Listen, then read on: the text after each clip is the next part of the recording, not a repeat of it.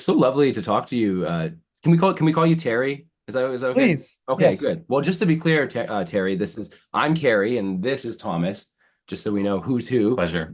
And we're just such huge fans of your work for honestly quite a long time, quite a long time. We're both in our own way people interested in Charles Sanders Peirce. Mhm. So we all have that connection. It's a big part of Thomas and our friendship actually kind of connects Certainly, around yeah. Peirce. I mean, it's probably a big reason why we're friends. So we're so excited to talk to you as just somebody we followed for so long, and we have a number of questions, and I'll just kind of yeah. Yes. But anyway, do you want to? Yeah, sorry.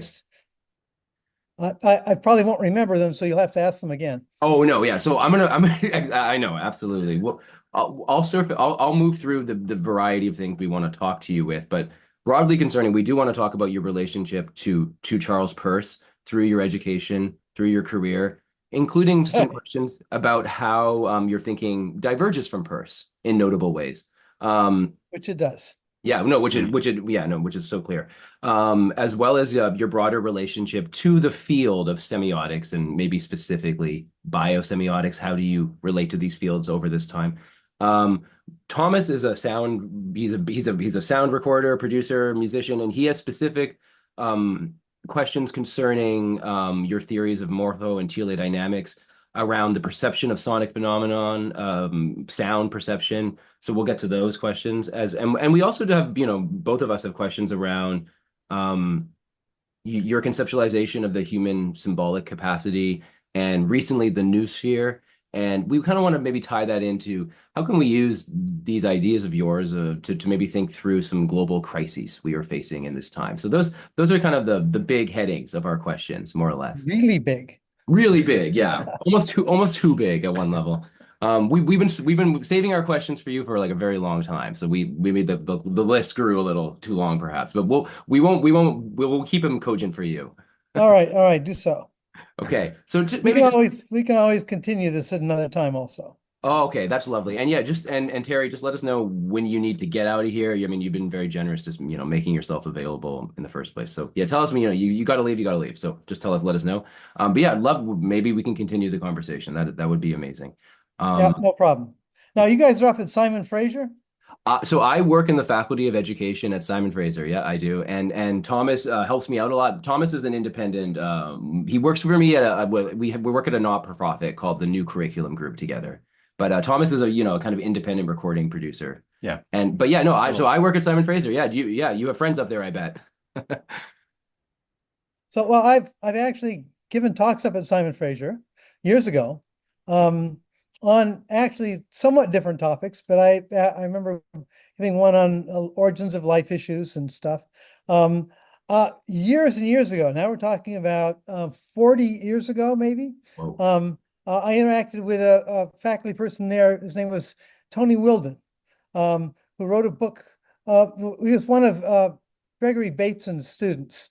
And he wrote a book called System and Structure that caught my attention when I was an undergraduate by his attempts to put together Bateson's notion of information theory, structuralism at the time. He's a Marxist as well. He was all over the map. But it was remarkable, all the connections that it made. And he actually is the person that finally put me in touch with Gregory Bateson. Oh wow. And it was only after that that I really came in contact with Peirce. Um, uh, Wilden mentions Peirce, but doesn't know anything about Peirce. And it was really an accident that I came in touch with Peirce's work. And that, in some respect, did change my life, although my background has mostly been in neuroscience and evolutionary biology, Yeah. Yeah, at yeah. least my official background. Yeah. Yeah, it's such an interesting. Oh, so you've already brought up some really interesting through lines. I forgot. I was actually at one of your talks in 2014 at It Simon sounds Fraser. right. I was a PhD student, a young PhD student, and I think I showed up late. But I was really excited to get there and listen to you at the time. Yeah, so I do. Yeah, you have been at Simon Fraser over the years, and this connection to Tony Wilden. Mhm.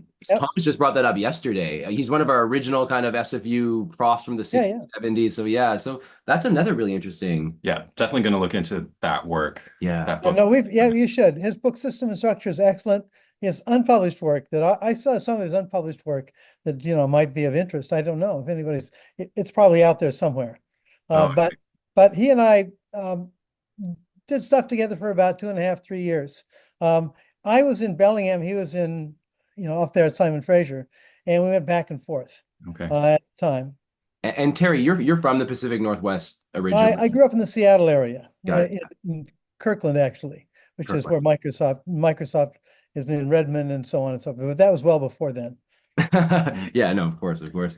Okay, no, that's great. Yeah, so we're also, Pacific Northwest people, just on the Canada side, the BC side here. But That's right. yeah, yeah. So we have that in common, which is nice. And yeah, okay, lots. Yeah. Great.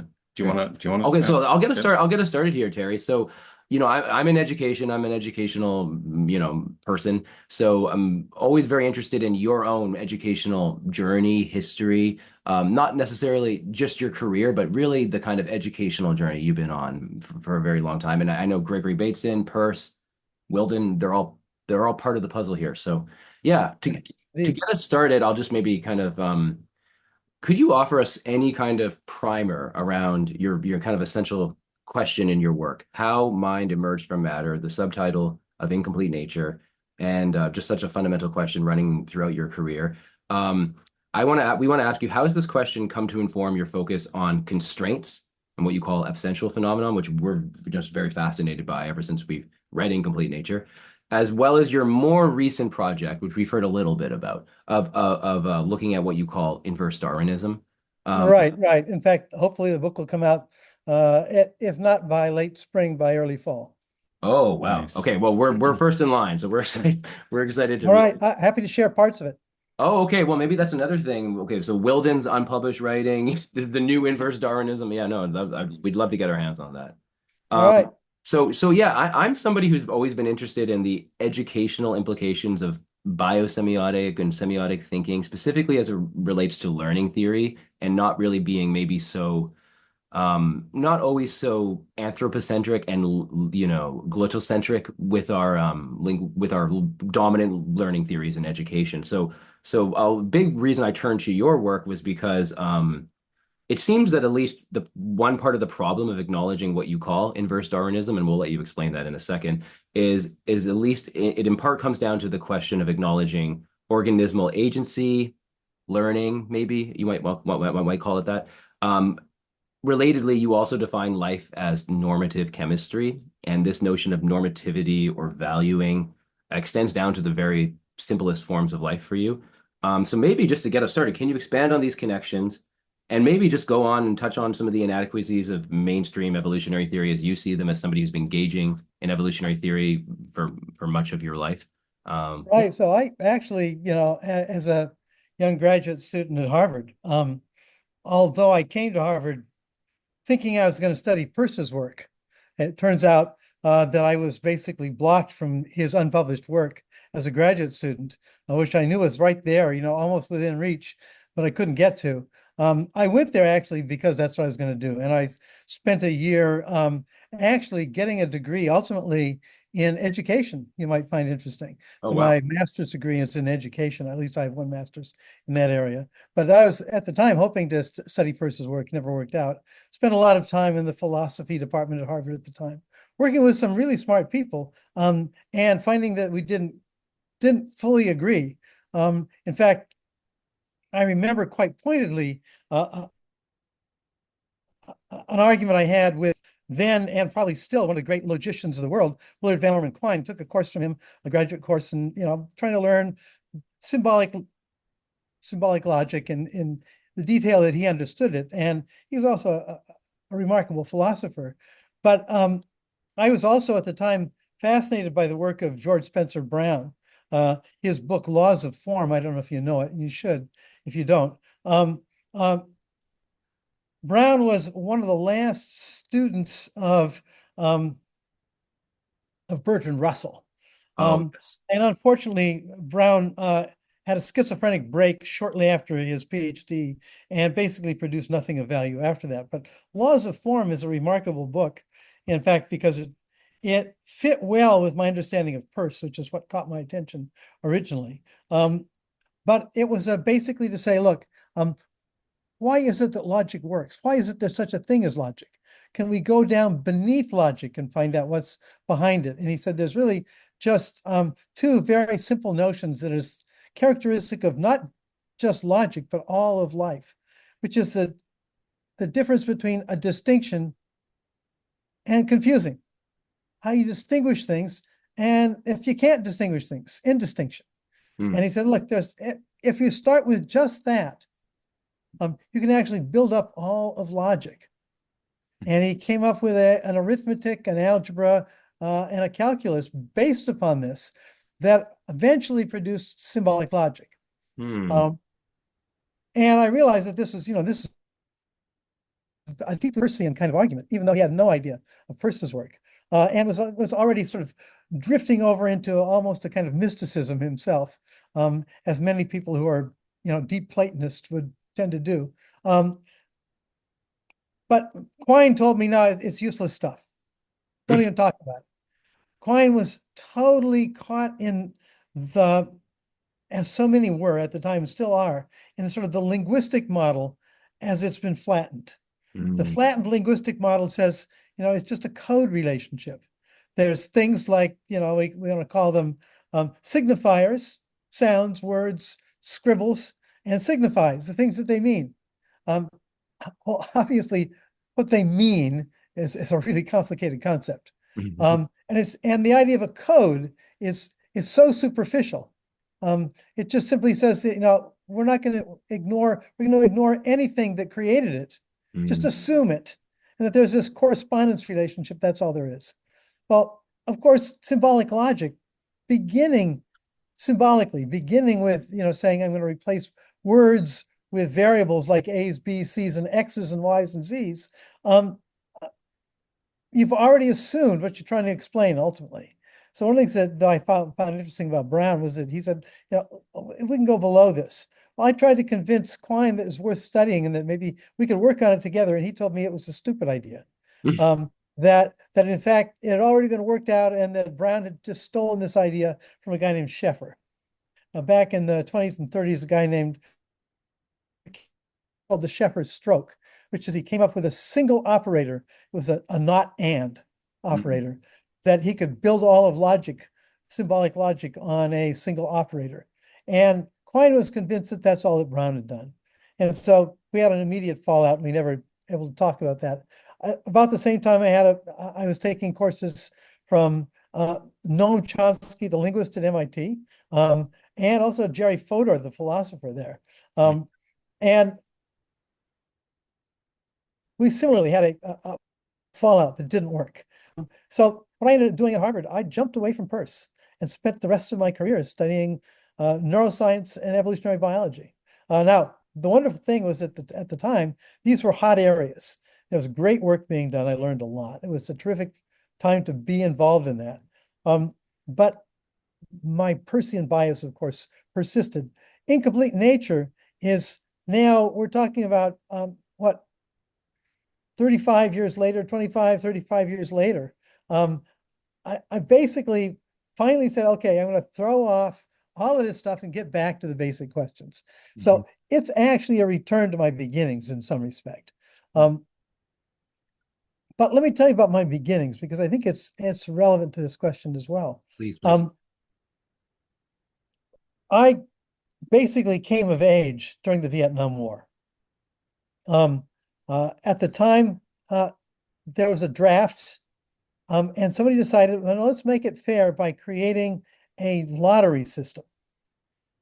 I was in the lottery. And what happens is if you got a low number, you're likely to get drawn up. My number was 36. So I was a guarantee I was going to go in. I eventually, I fought it for a while, eventually went in, got, inducted, took tests and all that stuff. But because I had childhood asthma, still have a little bit of an asthma problem, I was thrown out suddenly. And so here I was not, so I sort of drop out in that respect. I didn't know where to go. I remember at a time selling vacuum cleaners door to door, that kind of stuff, to make money. I ended up working for a year for the King County coroner doing autopsy assistance. Oh, Uh, wow. Gee. so a lot of stuff was playing a role, but I eventually started to go back to reading, and I began to read at the time mostly what was hot in those days, which was systems theory, cybernetic theory, systems theory, and so on, which is how I ran into Tony Wilden and came in contact with Bateson's work. Eventually met Gregory Bateson and worked with him briefly. Mm. Um, uh, and then by chance found Peirce. Now I should say that I didn't find Peirce. Somebody found Peirce for me. Mm. Uh, and I was a poor, impoverished student who couldn't afford to buy books. So I would all go to the library, as most people do, and you read the books in the library. But in the library, they don't have the current stuff. They have stuff that's, maybe 5 years old. And if it's current, it's always checked out anyway, if it's even near current. So where do you go to read the stuff? You sit in the bookstore if you can't afford the books, and you sit there and you read a book in the bookstore. Um, well, of course, this irritates people who work in the bookstore oftentimes, because you got somebody, flipping through a book, and clearly the book is not going to look new anymore. Well, anyway, there's this guy that was shelving books in science and philosophy. I think he was a bit on the spectrum. He had some strange affect, but he would see me reading these books on systems theory and cybernetics and information theory and stuff, and he would suddenly show up behind me, surprise me, and say, "Oh, you're reading that. You should read Peirce." And so I figured he was just a weirdo, and I would say, "Okay, that maybe someday." Mm. Finally, he says it, and I say, "Well, who's Peirce?" And he says, "Well, Peirce is this philosopher." Well, that was it. I said, "No, I don't read philosophy. I only read science." Um, uh, but eventually I was reading, I know exactly the moment, I was reading this book called Embodiments of Mind by Warren McCulloch, a neuroscientist, a kind of a strange guy, but in one of his last chapters, he mentions Peirce, just mentions Peirce. But I was so fascinated by this guy's work, he was basically trying to say that neurons are like computer chips, and had this elaborate theory about it. I thought it was pretty cool. But then but he mentions Peirce, and so I said, okay. Went to this guy and he said, okay, show me something to read by Peirce. And he brought out this collection of Peirce's writings by a guy named Justice Buckler. And I read it and I went, whoa. He's answering questions that all of these people are just taking for granted. Everything I've been reading, has just assumed this referential problem, just assumed a semiotic problem. And in fact, not only assumed it, they assumed it away by simple mapping relationships. Again, this sort of code-like logic that we were talking about. I actually effectively dropped out for a year, took all the money I had, bought the collected volumes by Hartshorne and Weiss, and just hid away and read them and tried to make sense of it. How much Wrote did a, that set you back, Terry? Like how at oh, the time it yeah, must have been I can enormously expensive. most of, I think I having to be on food stamps or something to survive. It was not a good time for me, but I was going to read this stuff. And then I wrote a senior honors thesis about Peirce, which is still out there. People sometimes have read it. It was called Semiotics and Cybernetics. It Mm. was my attempt to sort of make sense of this, the history of Peirce's thoughts and how it might contribute to modern thinking. And it's still out there. I wrote this in 1976. Now, the interesting thing in 1976, nobody's interested in Peirce. There was a handful of philosophers interested in Peirce. The one that saved me was a guy named Murray Murphy, who tried to put together the history of Peirce's thoughts. And so I tried to reconstruct it, not historically as much as what I might call the how should I say, not the intellectual history, but the cognitive or conceptual history of the ideas, so that my work was an attempt to sort of construct how the ideas were put together back in 76. And that's what got me to Harvard. People read it and they said, that's pretty good. We'll bring this guy here. And I worked with a guy named Israel Scheffler, who is a pragmatist philosopher. But not being able to get to Peirce's work, I eventually jumped ship and did, as I mentioned before, went into these other directions. But Peirce is echoed in the background at all stages. Why was I studying evolution? It's the origin of biological information. Why was I interested in neuroscience? Well, now I've got some empirical stuff I can work at and try to figure this out. So I did my PhD basically looking at the anatomy of brains, comparing human anatomy to primate anatomy and asking the question, what's new? Might there be something that's changed in the human brain? I mean, I think of it, we're the only one that does this. Maybe there ought to be some obvious thing in the human brain that this is where it's located. Well, turned out that my anatomy said, no, there's nothing unusual. Human brains are a little bigger, the proportions are a little different. But basically, it's a primate brain doing this stuff. And it really bothered me. So my career as a young professor and so on, it leads to eventually writing the book Symbolic Species, where I try to put this back together again. So 10 years later, after my PhD is done, I have a sense of how it's going to go back together again. I've kept developing those ideas. A little bit more on the neurosciences, a little bit more on the semiotics of it. But the real questions were still there and bothering me. And that's why Incomplete Nature comes about. As I begin, particularly because the evolution of language was an issue of the emergence of something absolutely novel in evolution. And the term emergence, of course, has been around there for a long time. But it really was not a scientific term. We didn't really have a good scientific way to think about it. It was mostly a philosophical term, and for the most part, philosophers by the mid 2000s were saying that it's not even a useful term. We got to just throw it away. There's no such thing as emergence. And I realized that no, if you're going to talk about semiosis and how a world that is not semiotic,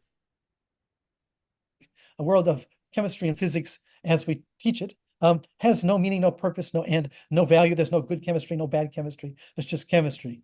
That we had to come up with a story about emergence that was a scientific story, not just a philosophical story. So Incomplete Nature was an attempt to say that. Look, that we can walk through this story and show how something fundamentally novel comes into the world, and it's still the physical world.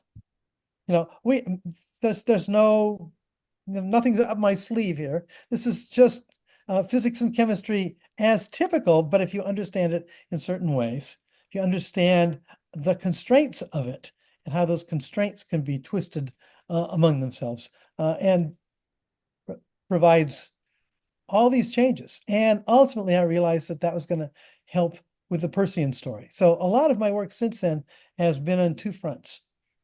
One front is what you were just mentioning earlier, that is the inverse Darwinian story, which basically says we've misunderstood the Darwinian story.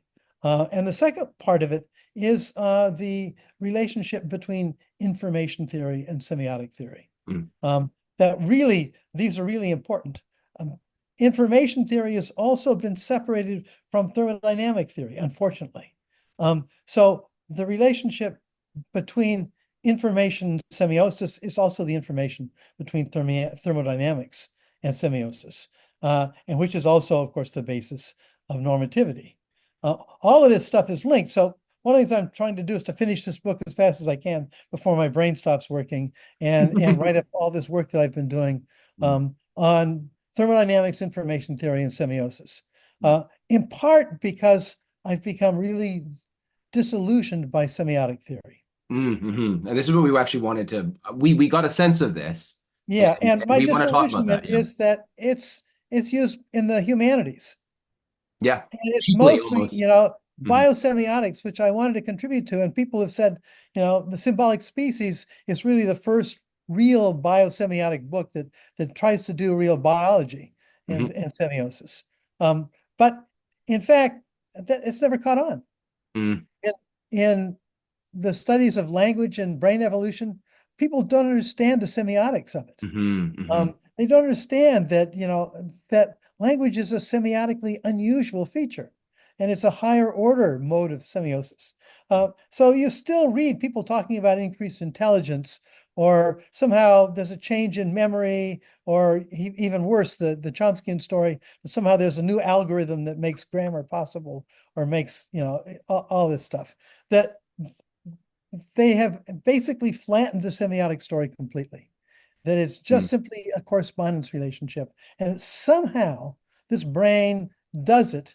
And it's sort of a magical story. Maybe it's an algorithmic story, or maybe, if we do a better job of explaining how brains are like computers, which I think is exactly the opposite problem, that will solve it. A lot of talk about intelligence and brain size, and very disappointing. But linguists similarly have no understanding of the semiosis underlying linguistics. Linguistics is this remarkably powerful field that, of course, Noam Chomsky has had a major influence in creating. But they never ask, why must there be things like sentences? Why is it that you can't take chunks out of a clause in a linguistic statement and move it to some other clause? Why does that screw up reference? Why is this an X bar error? What are the rules? Well, evolution doesn't work by rules. Hmm. And rules are for describing things. They're not how things get generated. So we've confused a description of language for the way language is generated and interpreted. And I think it's made it almost impossible to fully understand how brains are involved in this process, because we don't understand that, in effect, brains are, I like to think about how brains work is a lot like how embryos develop. Thoughts differentiate. They, in a sense, develop. They may do so very rapidly within milliseconds, but in effect, biology has always used only one strategy to generate complexity, and this is a differentiation strategy. It's not like putting parts together, putting words together according to rules. Biology never has worked that way. Hmm. Um, Brains use the biological logic, and the biological logic is differentiation. Hmm. But to understand it is to also understand that evolution is not just new parts get added and they get selected or eliminated. That's also a misunderstanding of evolution using the same kind of thinking. Hmm. Um, I oftentimes describe this as the perfect storm. Since the 1950s, we've been convinced that we've resolved everything by this wonderful reductionistic, constructionistic terminology.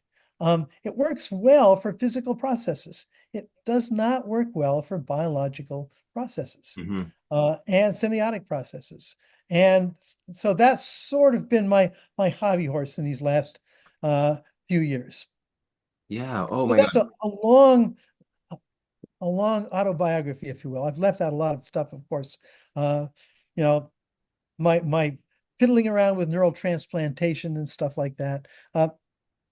Yes, that was an interesting part of my evolution and development story, and trying to understand the brain. But really, it's not what drives me. Hmm. Well, thank you, Terry. I mean, honestly, so many threads I want to pull on there. Maybe Thomas actually has a question about your how you think about work, but I would just say maybe before launching into that question, Thomas, I just kind of want to follow Go up on ahead. some of these threads here. So you were a teenager interested in the sciences, and you had this exposure to philosophy. But quickly, hanging out with the philosophers of that era, you found that there was this persistent kind of reductionism, reducing the complexity of semiosis to encoding, decoding operations. Um, um, and sort of ignoring that fundamental question that Peirce was after is like, how did representational phenomena emerge in the world? Right. So I guess I would like to what maybe just could you speak about why do you think the philosophers of that era, or maybe still today, Still today. are still, yeah, I guess yeah, you could say still today, absolutely, are dismissing semiotics in this way, or the question of semiosis, and then to get to the other kind of thing you brought up, well, how semiotics is largely a thing in the humanities. There isn't a proper well, there is a kind of burgeoning biosemiotics, and again, you've been a big part of it. And just people discussing your work has been a big part of this field. But where do we need to go here in order to kind of save semiotics from this, just being relegated to one side of the humanities, and not, embracing everything that it could be, as far as people like Peirce were concerned, of course, right? So, yeah. So interesting enough, and coincidentally, I just gave a talk in Warsaw to the Semiotic Society Mm, there mhm, in Europe that was specifically addressing that question. mm, What do we have to do to create a scientific semiotic theory? A natural science of semiosis. And my argument is that something in the sciences needs to be given up, and mm, something in semiosis needs to be given up. mm, And the question is, what do we have to throw away in these two domains? I was specifically talking about neuroscience there, but I've also written a more broad piece that's about, what has to be thrown away on each side in order to work.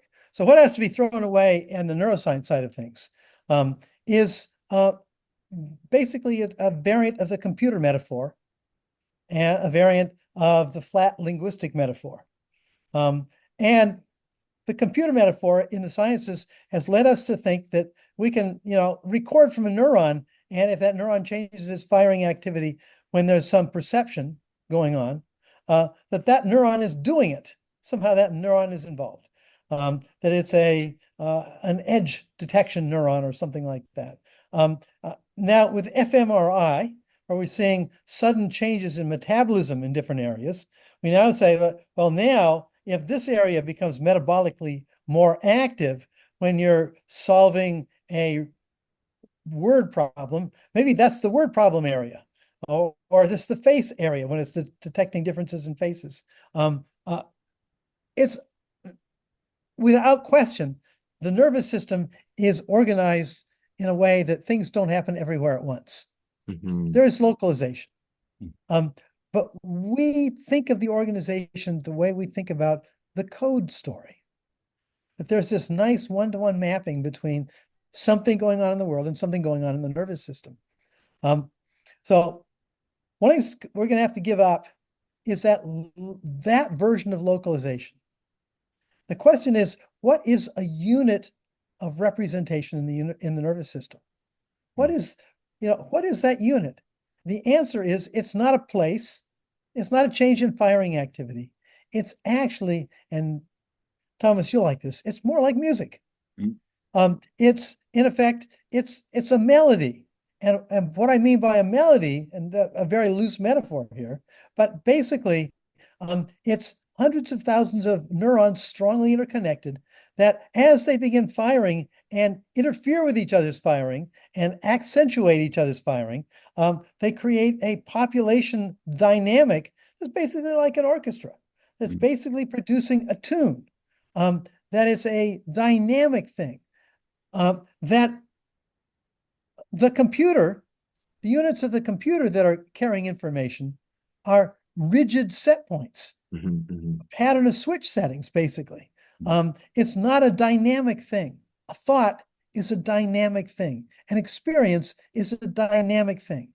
And the key to that dynamics is that it's not a neuron, it's not a neuron's firing. It's actually a a pattern in space and time. And of course, that's a little bit like music. Now, here's the power of that assessment. Now we can go back and say, okay, how does this fit with the semiotic story? And that is what that tells you is that the basic function in the nervous system is iconism, iconic interpretation. And how does it do it? It resonates. It would be mm, the metaphor here. mm, That is now, why is that iconic? Well, because it, of course, shares the structure of something. The structure of experience, the experience is coming in, it's a pattern of inputs. And what it's going to do is it's going to cause resonance in the nervous system, but it'll be pretty spontaneous for the most part. If you got a complex network that's got already a bunch of set values in all of its connections, if it's got energy pouring into it, it's more likely that it will respond by kind of a resonance. Some aspect of the input pattern induces it to generate an internal pattern that's somewhat like it. Well, of course, this relationship of likeness to likeness to likeness is iconism. Hmm. My argument there is that once we shift away from this sort of computer-like model of the nervous system, we're beginning to find the basic raw materials for a semiotic neuroscience. Mm. So now, what about the semiotic side of things? What do we have to give up? Well, the semiotic side of things, of course, has been a taxonomy of sign types. And we Peirce get that from we himself get this from Peirce. This is what Peirce was all about, making a he creates taxonomy. this amazing taxonomy. Now, he constructs the taxonomy with a particular logic. And the logic has, and many people recognize this, it's a process logic, even though he doesn't spell it out.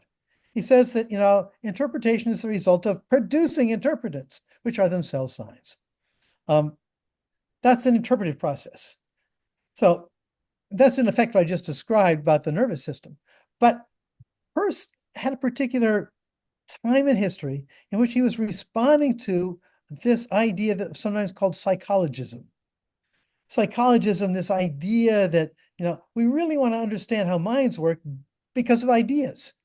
Think about Saussure. Saussure has, signifiers and signifieds. What's a signified? Well, it's an idea. Hmm. It's an internal mental state that is just there. Mental Yeah, state, yeah, yeah, something in there. yeah, yeah. It's a black box that seems to answer all your questions. Hmm. It does it for you. It's in there. Um, this goes all the way back to William of Ockham and before that, but still the idea is there that there's this sort of match. Now, Peirce wanted to be really clear that that's not an explanation. That's just a description. Mm. And he said, no, to really understand this, we need to understand that interpretation is not mapping something from the world onto an idea. That the concept of an idea is also a sign. That all of thinking, all of thought is semiotic. It's producing signs. Now that's easily misinterpreted, as many people have, including all the postmodern after Derrida who think about indefinite semiosis and so on, all Hmm. this crazy stuff. But the key to this story is that means that one of the things you have to do to get semiosis to work in the natural world, and this includes the biological world, the world of molecules and so on, is you have to basically say, okay, we're going to stop thinking of signs as things. Hmm. Signs are not things. Hmm. There's not signs in the world that are things, are signs because of something. That is, a photograph is not a sign of a person because it's indexically or iconically linked by some process. It's the interpretive process that sees the photograph as about something else. The interpretive process is a process. It's a semiotic process. We got to get rid of semiotics and talk about semiosis. Mm. Is process is the story. Once you've done that, now you realize there aren't things like signs, but a sign is a phase of an interpretive process. Um, Mm. so something comes in and I respond to it by recognizing it. Uh, Now, this is a phase. I've generated an iconic response to something. But that's not the end of it. That iconic response might generate other resonances. Um, Hmm. so you may have read that one of my favorite examples is a windsock. A windsock is a great example because if you see it initially, it resembles a whole lot of things that you've had experience of. It resembles hair being blown. It resembles flags. It resembles clothes on a clothesline. All of these things. What that means is that the interpretants, which are all iconic interpretants, that is the result of similarity relationships, basically are all being generated probably at a very sort of low level of because it's pretty automatic. It doesn't take any work to generate these things. Resonance is something that happens almost spontaneously. But in effect, one of the things that each of them are going to generate is each of them have another icon in common: wind. Wind is not experienced. When you're looking out at the windsock, the form is not wind. But each of the memories, which are dynamically generated, are also going to be carrying the dynamics of something else that's also correlated with them. Each of those memories has more than one affordance, not just that form, but all the things that were correlated with that form. Their larger iconism includes wind. Yes. But now all of them are going to induce another iconism, higher order iconism. What all those iconic interpretants have in common, something else. This is what allows the windsock to be an index. An index is a relationship between icons, a higher order relationship between icons. You can describe this neurologically. You can describe how all of these activities in various parts of the visual system are now going to begin to activate areas, for example, the sound of wind, the feel of wind, the sense of work that's being caused by wind. All of these things are going to be secondary resonances that just will come up. But it's by virtue of this link to secondary resonances that we get that the windsock now can indicate wind. And then, of course, recognizing all the conventionality of windsocks allows you to see even do more of this step by step by step. This recognition can happen very, very rapidly. Why? Because a lot of it is effortless. The real challenge is that it takes effort oftentimes when we do this symbolically. Although, words have a lot of these features, putting together new combinations is not trivial. It takes effort, it takes work. I spent a lot of time in Incomplete Nature struggling with the concept of work and the thermodynamics of semiosis, which I think is also another crucial piece. You can't put semiotic theory into the sciences unless you can link it to causality. And causality has two components. It has constraint and energy. We have this simple idea of causality. Philosophers talk about it as causal power. That's a cheat. I mean, power, when we measure electricity, it's not just voltage, it's not just amperage, it's this ability to do work. Causal power is the ability to do work. Things don't change in the world spontaneously by doing work. Once you do work, you shift things off of their spontaneous tendency, which is one of the reasons why in the book I had to come up with these troublesome terms of contragrade and orthograde, which are about work, about recognizing that whenever you have a process that changes things from where they would be spontaneously changing, work is involved. And that creates orthograde. And that orthogrades are really about a new orthograde. That's a contragrade. That every contragrade is the result of interacting orthograde processes, those which are spontaneous. So anyway, what I found is that step by step by step, I was forced to sort of abandon certain things in semiotic theory, to abandon Peirce's notion of anti-psychologism and actually ask the question, well, once we get away from it, like Peirce does the best he can to do, we have to then ask the question, what constitutes the competence to generate an interpretant? A fly doesn't have the competence to generate the interpretant of seeing a photograph as representing a face. I don't have the interpretive competence to recognize all the smells my dog recognizes.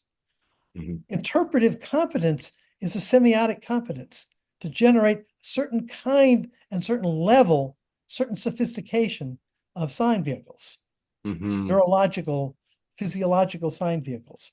Once you've moved to that point, you can now begin to talk about even things at the molecular level, even things that are involved in very simple molecular biology, not chemistry by itself, but molecular biology.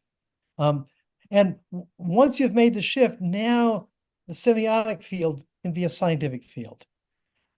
And I I see. have all my career been very disturbed by the fact that no science, no scientific discoveries have been prompted by semiotic realizations. Science, by specifically saying semiotics is irrelevant, Mm, has made all of its discoveries in a very different way. mm, The question I've asked my semiotics colleagues is, okay, particularly the biosemioticians, what bench science and what discovery in bench science will be motivated semiotically that we would not be able to accomplish it otherwise? mm, I think there are a number of them. One of them is the origins of life. mhm, mhm, Um, one of them is the origins of the molecular biology of how genes produce proteins, mm, how that information came about, how, and so this is why I wrote a piece a couple of years ago, how a molecule became a sign. which we, yeah, It's such, it's such a actually good it's actually question. trying Yeah. to answer that question. Hmm. Um, my argument is that I think semiotic theory will inform that science, and that science will not be resolved until we have the semiotics straight. Mm, So I do think that eventually there's no choice. Science will have to either take it on, or these will remain mystical problems. Consciousness will be a mystical problem. The origins of life will be a mystical problem. mm, We assume in Luca, the last universal common ancestor, that ribosomes already exist. All cells, bacteria, eukaryotics, archaea, all use ribosomes to produce proteins. And they all use a similar genetic code. How did it come about? Well, it's just a lucky accident. All of these hundreds of transfer RNA molecules to 20 different types, mapped to 20 different types of amino acetyl acid tRNA synthetases that map one-to-one for each of the tRNAs, and that the tRNAs that become the skeleton, I mean, not the tRNAs, but the ribosomal RNAs that become the skeleton of the ribosome that's made up of, a dozen proteins. And all of this just sort of happened by accident. It's a lucky accident. No, way too simple. So we're not going to resolve this until we begin to think about it semiotically. oh, wow. Wow. Well, thank you, Terry. Wow, so many amazing points there. It seems like a good time for us to get into our sound questions that Thomas has. Yeah. Just so you know, Thomas, this is broke. My screen is just Oh frozen yeah, here, yeah, so yeah. you can That's read off of your okay. phone. But you did something really interesting. Thomas and I, we work a lot with these music education courses, and we're kind of working on these workbooks that follow through sound theory, musicking theory, and instrument theory. And we also defined when we teach, we like to define resonance as related to iconicity, indexicality as related to what we broadly call rhythm, and symbolicity as what we broadly call harmony. Again, maybe not the normal connotations of those terms exactly, but I do like what you're saying around resonance being sort of the root of the aboutness relationship, and Yeah. also the way you're defining these And signs. Peirce, of course, is very clear that iconicity is the most basic form of relationship, semiotic relationship. Um, a lot of people would like to say, no, there's three of them, and they're independent categories, icon, index, symbol. But Peirce was pretty clear that they're built up from one another. That's his firstness, secondness, thirdness, which I've never liked. It seems too abstract for me, but nevertheless, Peirce was pretty clear that no, symbols are somehow the result of prior semiosis. Mm, It's not symbolic. And just like I said with the windsock indexicality is the result of prior semiosis with more basic sign types, mhm, like iconicity. And that realization was what drove my book, The Symbolic Species, ultimately. That the reason that we're doing what we're doing right now and no other species does this is because it's complicated. It's not just a mapping mhm, relationship. mhm. It has this remarkable depth to it, which is iconic and indexical features underlying it. I like to call this the infra-symbolic processes. Infrasymbolic. Okay, yeah, no, I like that a lot. No, and you're right. For Peirce, the icons, of course, are the fundamental sign type from which all other signs can be derived. But no, no, it's such a lovely point. Yeah, I, Thomas, go ahead. Yeah. I'd be curious to raise a question. Perhaps going back to your stories about the origin of life and the emergence of normative chemistry and I suppose aboutness and Yeah, exactly. sort of that there's this distinction between teleomatic processes. Just there's amazing self-organization that can happen uh, without life and Yes. complexity.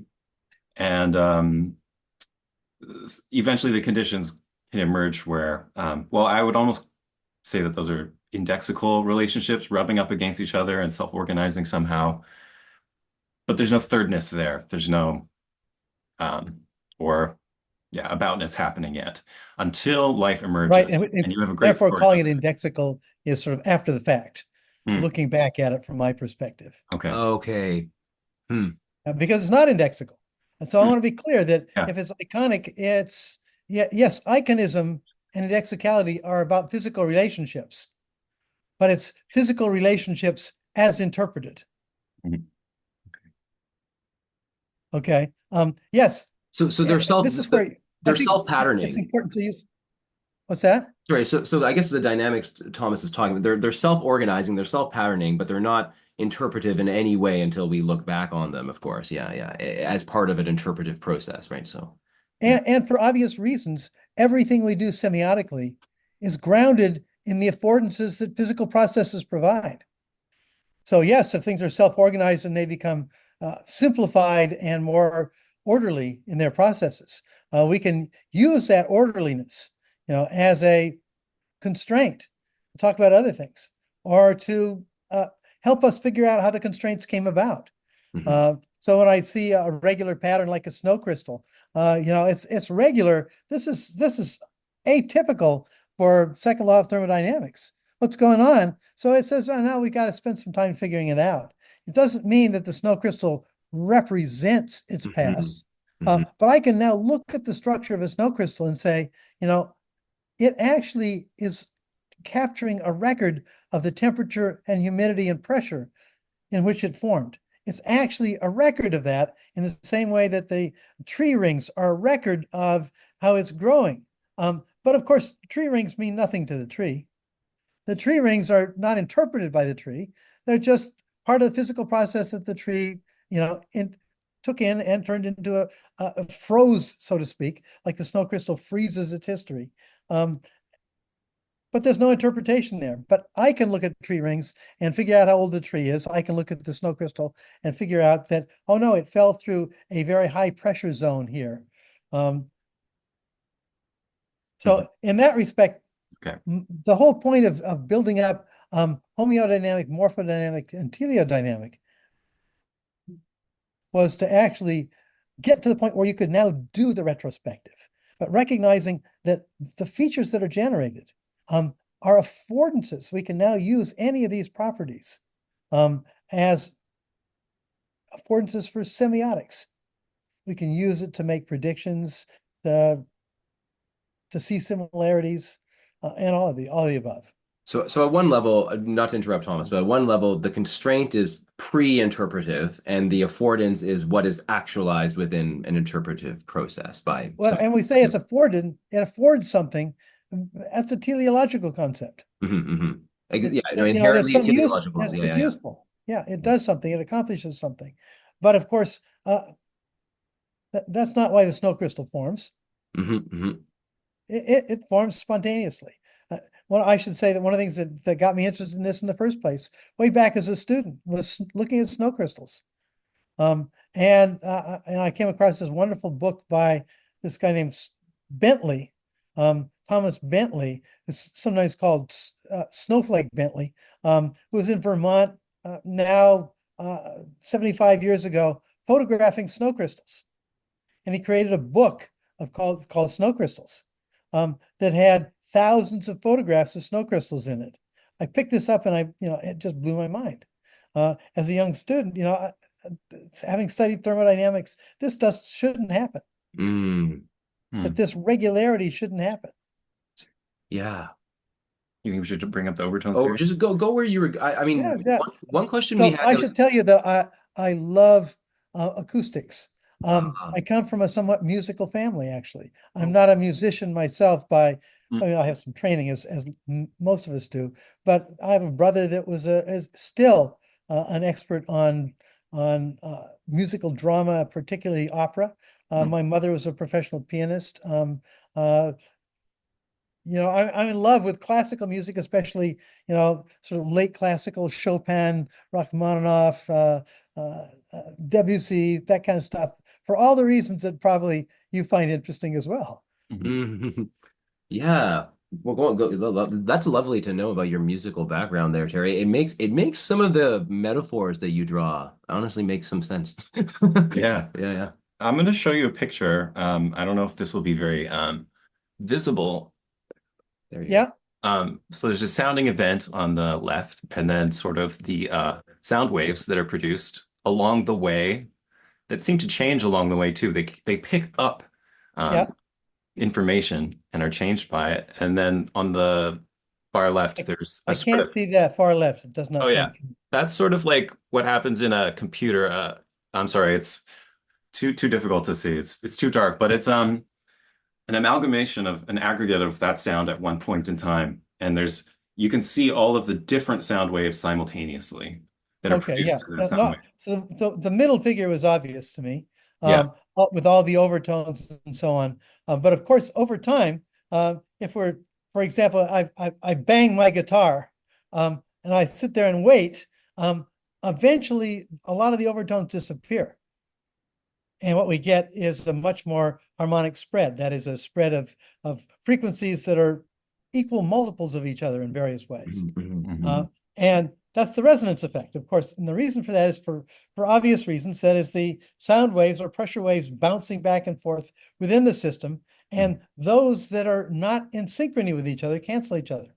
Those that are in relevant syncrasy with each other begin to take up some of that energy. That energy gets shifted into the even multiples. So I've often loved that. What I find interesting, one of the first things that I just discovered as a young neuroscience student is that oftentimes you can hear a tone that's not actually in the musical frequencies. Mhm, mhm, mhm. That is, what's happened is the overtones have created this space that's actually not being filled. But we hear it that way, and ultimately in the resonance pattern, all of those disappear and they end up producing this tone. Mhm. So this is why just rapping on my guitar, which is just producing, this incredible cacophony of frequencies, very quickly resolves into a handful of frequencies that basically have to do with how you've tuned the guitar. Absolutely. There's this question I have about um, there's this connection between your story about tubular organisms that find food sources, energy sources, and slow down that morphodynamic and homeodynamic processes kind of Yep. to sustain itself. And in sound, like it seems like what's making communication possible for us is the atmosphere and the dynamics of sound traveling through atmosphere, and the molecular structure of the atmosphere actually sustains sound for a certain amount of time. Um, and it seems to be actually slowing down the decay, the morphodynamic process. Is it true that this resonance is sort of like a morphodynamic process and Yes, resonance matter? is It's definitely a morphodynamic process. yeah. Okay, well that's been something we've been thinking about for a long time. So just to hear you say A yes, simple it question. is, then Yeah. we're okay, good. Then we're not Okay, off, but not now completely off. where this is going, I'm kind of curious as to where you want to go with this, particularly when you want to talk about, you know, how this fits with life. Yeah. Because one of the issues here is that in order to be alive, you have to stay far from equilibrium. when processes and self-organizing processes go to equilibrium very fast, as soon as their energy is unavailable. Like the snowflake, like the sound traveling through from the guitar outwards. Yeah, no, absolutely. Yeah, and the snow crystal, the nice thing about the snow crystal is we've stopped the process. We've allowed it to dissipate energy and then froze it. Unfortunately, we can't do that in life. We can do it in some parts, our skeleton, our exoskeletons, our shells. We can freeze some parts. And it's helpful to do it. Now, they're not frozen, but effectively they are. So, and if we look at them, of course, they reflect the dynamics that produce them. And they're all self-organizing processes that produce them. We can see the structure of the microstructure of skeletons, the microstructure of shells, like the spirals of snail shells and so on.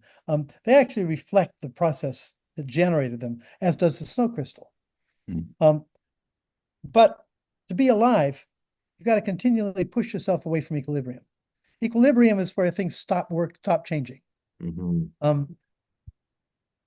So we can have some parts of our lives that we can use to stop changing if change is a bad news. But for the most part, we have to continually have the ability to do new work. And that means we've got to take in energy and then constrain its output in a very specific way. But here's the problem. And I actually attribute this insight to Stu Kaufman, though it's a very old insight, and that is to do work, you have to constrain the expensive energy. So think about, a piston that constrains the explosion to only one dimension of movement. It can drive the car uphill.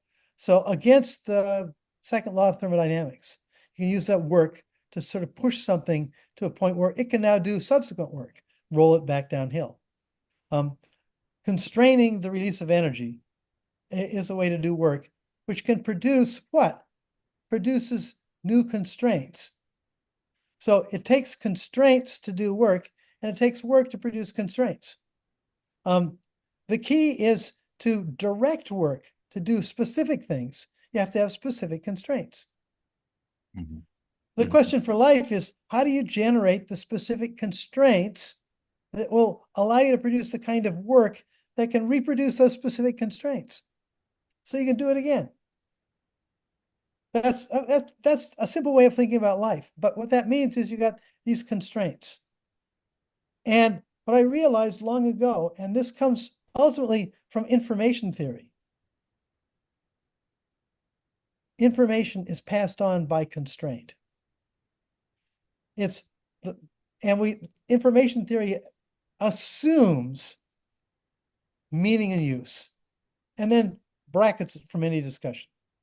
So I want to just talk about what's necessary in the signal process to carry information. And if you're working for the Bell Telephone Labs, as Claude Shannon was, that's what you want to know. You don't care what you're talking about. But what he showed is that what he called the entropy of the signal, the possible variety of the signal, is itself telling you how much information can be carried. But the information that actually ends up being useful, what he called a message, is actually constraint on that variety. And what I realized a long time ago is that constraint is the affordance that is a sign vehicle. That a constraint is what doesn't happen, what's prevented from happening, what's unlikely from being the case. And it's the link between semiosis and physics. So that we have to begin talking about this process by recognizing how constraints can shape or channel work to produce constraints that can shape or channel work to produce those same kind of constraints. That's the essence of life, ultimately. And that means that when these constraints are passed on from molecular complex to molecular complex to molecular complex, what we're passing on is information, but not information in Claude Shannon's sense alone. It's information about something, about the work that's necessary to do the work of producing these constraints, which are about the work. So it has this kind of circularity to it. Mhm. Mhm. But now what we can see is something deeper behind this, and this is the philosophical depth behind it. And that is that this is, in philosophical terms, the ontology of epistemology about ontology. Mm. Let me see if I can. Do you guys know the concept of a strange loop from Doug Hofstadter? Yeah, we do. But we'd love to hear you describe this. We're So always a we're a little strange loop confused by it. is Yeah. feedback. So, if you're interested in acoustics, of course, there's feedback with microphones and speakers and amplifiers. Mhm. That was Doug Hofstadter's initial interest. And then he saw that, well, gee, the liar's paradox has this in it, and feedback processes have this in it. And well, lo and behold, you can even see this in formal systems like Gödel's proof, incompleteness proof Yeah. in mathematics. That what's happening is it's basically a complex version of the liar's paradox. This statement is false, or this statement is unprovable, in Gödel's language. Mhm. So I like to describe all of these as Gödelian strange loops. Hmm. They're strange loops for the way Doug Hofstadter sees it. They're strange because they undermine themselves. And they have this kind of weird recursion where its basis undermines its basis. The sound changes the sound changes the sound by virtue of this feedback process. Mhm. But notice that the Gödelian story is locked in abstraction. It's a representation about a representation about a representation. Mhm.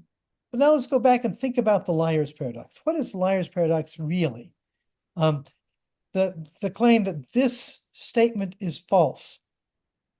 The problem that logicians have seen ever since the Greeks has been that, well, in fact, it's neither true nor false. But what they don't tell you is no, it is truth, and then it's false, and then it's true, and then it's false as you try to interpret it. What we're actually saying is the interpretive process can't be stopped. Mhm. It's a non-stopping problem. That suddenly the interpretive process and the representational process are in a strange loop with respect to each other. Hmm.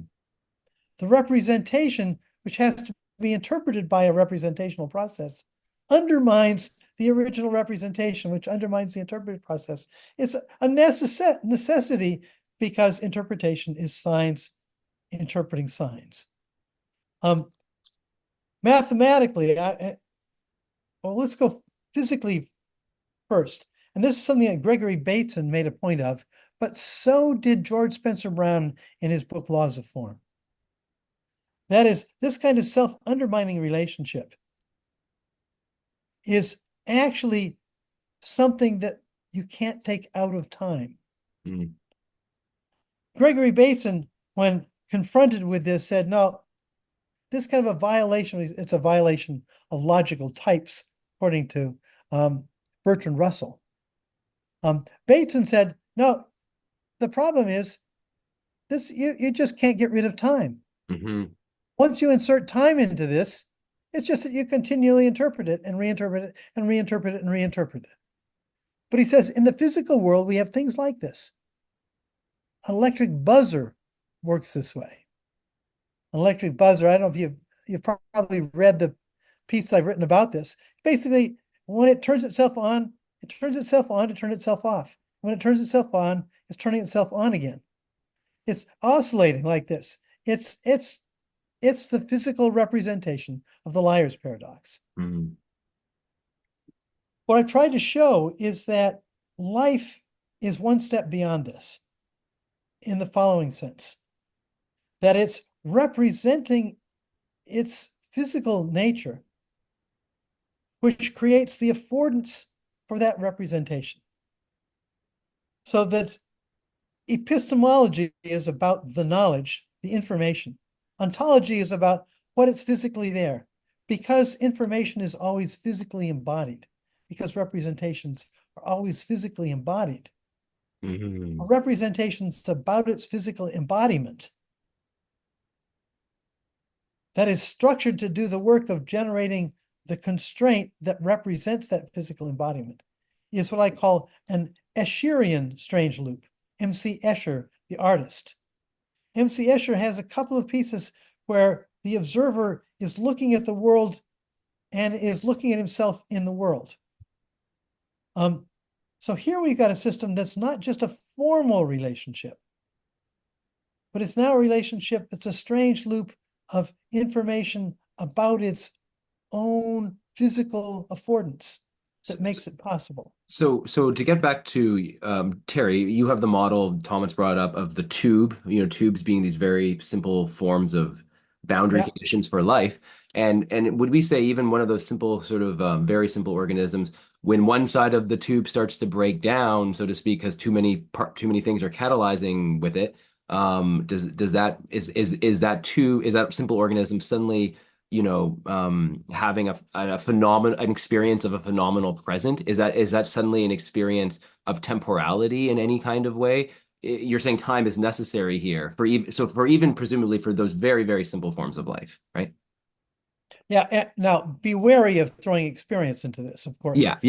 But okay, so some understanding of the phenomenal present in their Umwelt structure, broadly conceived. But no, you I would wish you not go wouldn't have there. gone that far. Okay, good. So what I want to be clear is that what I want to talk about is the very beginnings of this. What that means is there's an internality to this. That is, every living form has an internality in the sense that it represents internally its own boundary conditions, Mhm. the conditions for doing the work to maintain itself.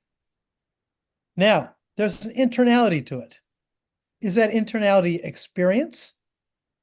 No, actually, experience is a much more complicated issue. Okay. It's a representation at many high levels of this. Every virus, I would say, has this internality because it maintains itself.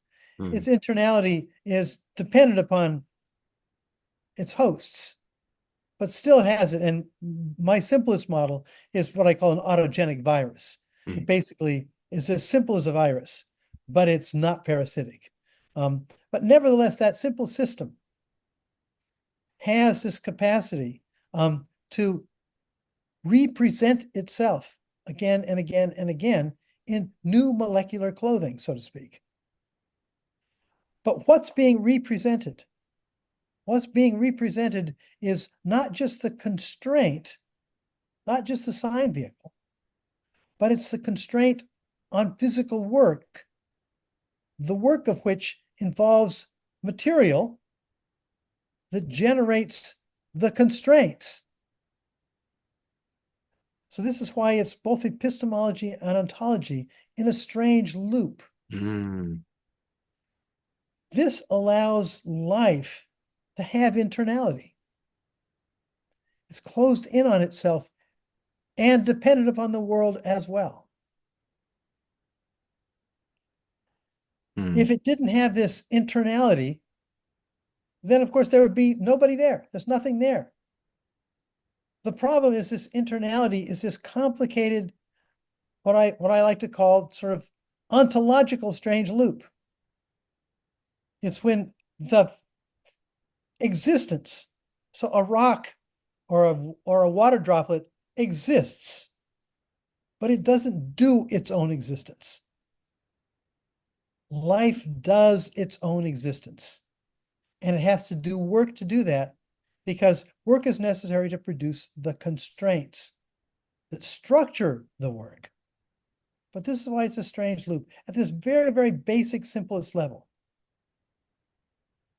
But in order to talk about this in evolutionary terms, we need to realize that autogenic viruses have a strange loop of this sort, but bacteria have now created a strange loop of strange loops. Internally, it's got lots of components that are involved in these kinds of circular relationships. Eukaryotic cells which have viruses as parts, which have bacterial fragments as parts. Mm-hmm. They're doing partially their own reproduction at a higher level. At every level at which, and I like to call this larger constraint, a hologenic constraint. It generates a whole, it generates a unit. At each level, you've got a hologenic constraint made up of lower level hologenic constraints that are in morpho-dynamic relationships to each other and ultimately form a teleo-dynamic larger unit with a larger level of hologenic constraint. But now you can see that in the course of evolution, we've got things like plants that have lots of local hologenic constraint. They have local level stuff at the level of leaves, at the level of cells, but now at the level of the whole organism. But if you're going to be rooted to the ground, you've got to have all kinds of plasticity. And you've got to also be able to separate parts off of each other. I can lose parts and still be okay. Not so easy when you're an animal. And why not? Because an animal has to be able to move. And movement creates something else. The first thing that has to happen is you have to coordinate the entire body. Now, you can't do that with just local cell-cell interactions if you're a larger creature. You've got to have some information that travels faster than diffusion. So nervous systems begin to show up. Yeah. But they can be very simple, like we see in jellyfish, for example. Very simple nervous systems. But they have no heads, no brains. It's distributed. Yeah, they're not centralized nervous systems. They're distributed. Yeah. So, but in which if you've got to find a target, best to be organized linearly with a front end and a back end. The propulsion comes at the back end, and all of the areas that are predicting things, receptors, have to be at the front end. In fact, it's a good place to put mouth parts because they have to discern what you're eating. And therefore, now you can use the length of the body to digest it, get the energy out, and dump it out at the tail end. It's not a surprise that most highly mobile creatures are linear and bilateral. And as a result of that, have the largest collection of neurons at the front end. They're doing something that is now a teleo-dynamics of the whole teleo-dynamics of the body. Because they're now representing itself within the body that represents the world. So we've got level upon level upon level of this. But now you can begin to have experience because you can have a representation of the teleo-dynamics of the body in the teleo-dynamics of prediction. So it's level upon level upon level, which I've not actually ever written about in any detail. But get to us, and now we have this higher order means of representing using brains, symbolic representation, which we don't generate ourselves. We generate collectively. And so my thinking is now, and your thinking, and the reason that we're talking with each other, is that we're part of this larger system of iconic interpretation habits. We interpret the same words iconically. We do it the same way. This large-scale distributed iconism, but it produces a higher order frame of reference, higher order semiosis, that we can now represent our own experience, represent our own physiology, and so on. So my warning about talking about experience is that actually it's the result of many levels of teleo-dynamics, of teleo-dynamics, of teleo-dynamics. Many levels of this strange loop, this ontological strange loop that makes it possible. Yeah, no, and and I think I was just using the term in a very sloppy way, but I guess the question was just, is it a kind of proto sort of basis for an experience in space and time that would eventually, you get up the evolutionary ladder and you eventually get to animals with increasingly centralized nervous systems that can, sustain experiences. I'm hungry, I'm sad, I'm trapped, I'm enclosed, like these they do have private mental states in a particular way. But that's Well, yeah. and individual cells do too. Okay. Individual cells have to adapt to where they are in the body, I mean, I guess to that's what a good the point. Yeah. nutrients are, what the energy levels are, what the stresses are. Hmm. Um, and yet, I like to tell people my neural experience is not the collection of neural experiences of all my neurons. Mm. They have their own interiority.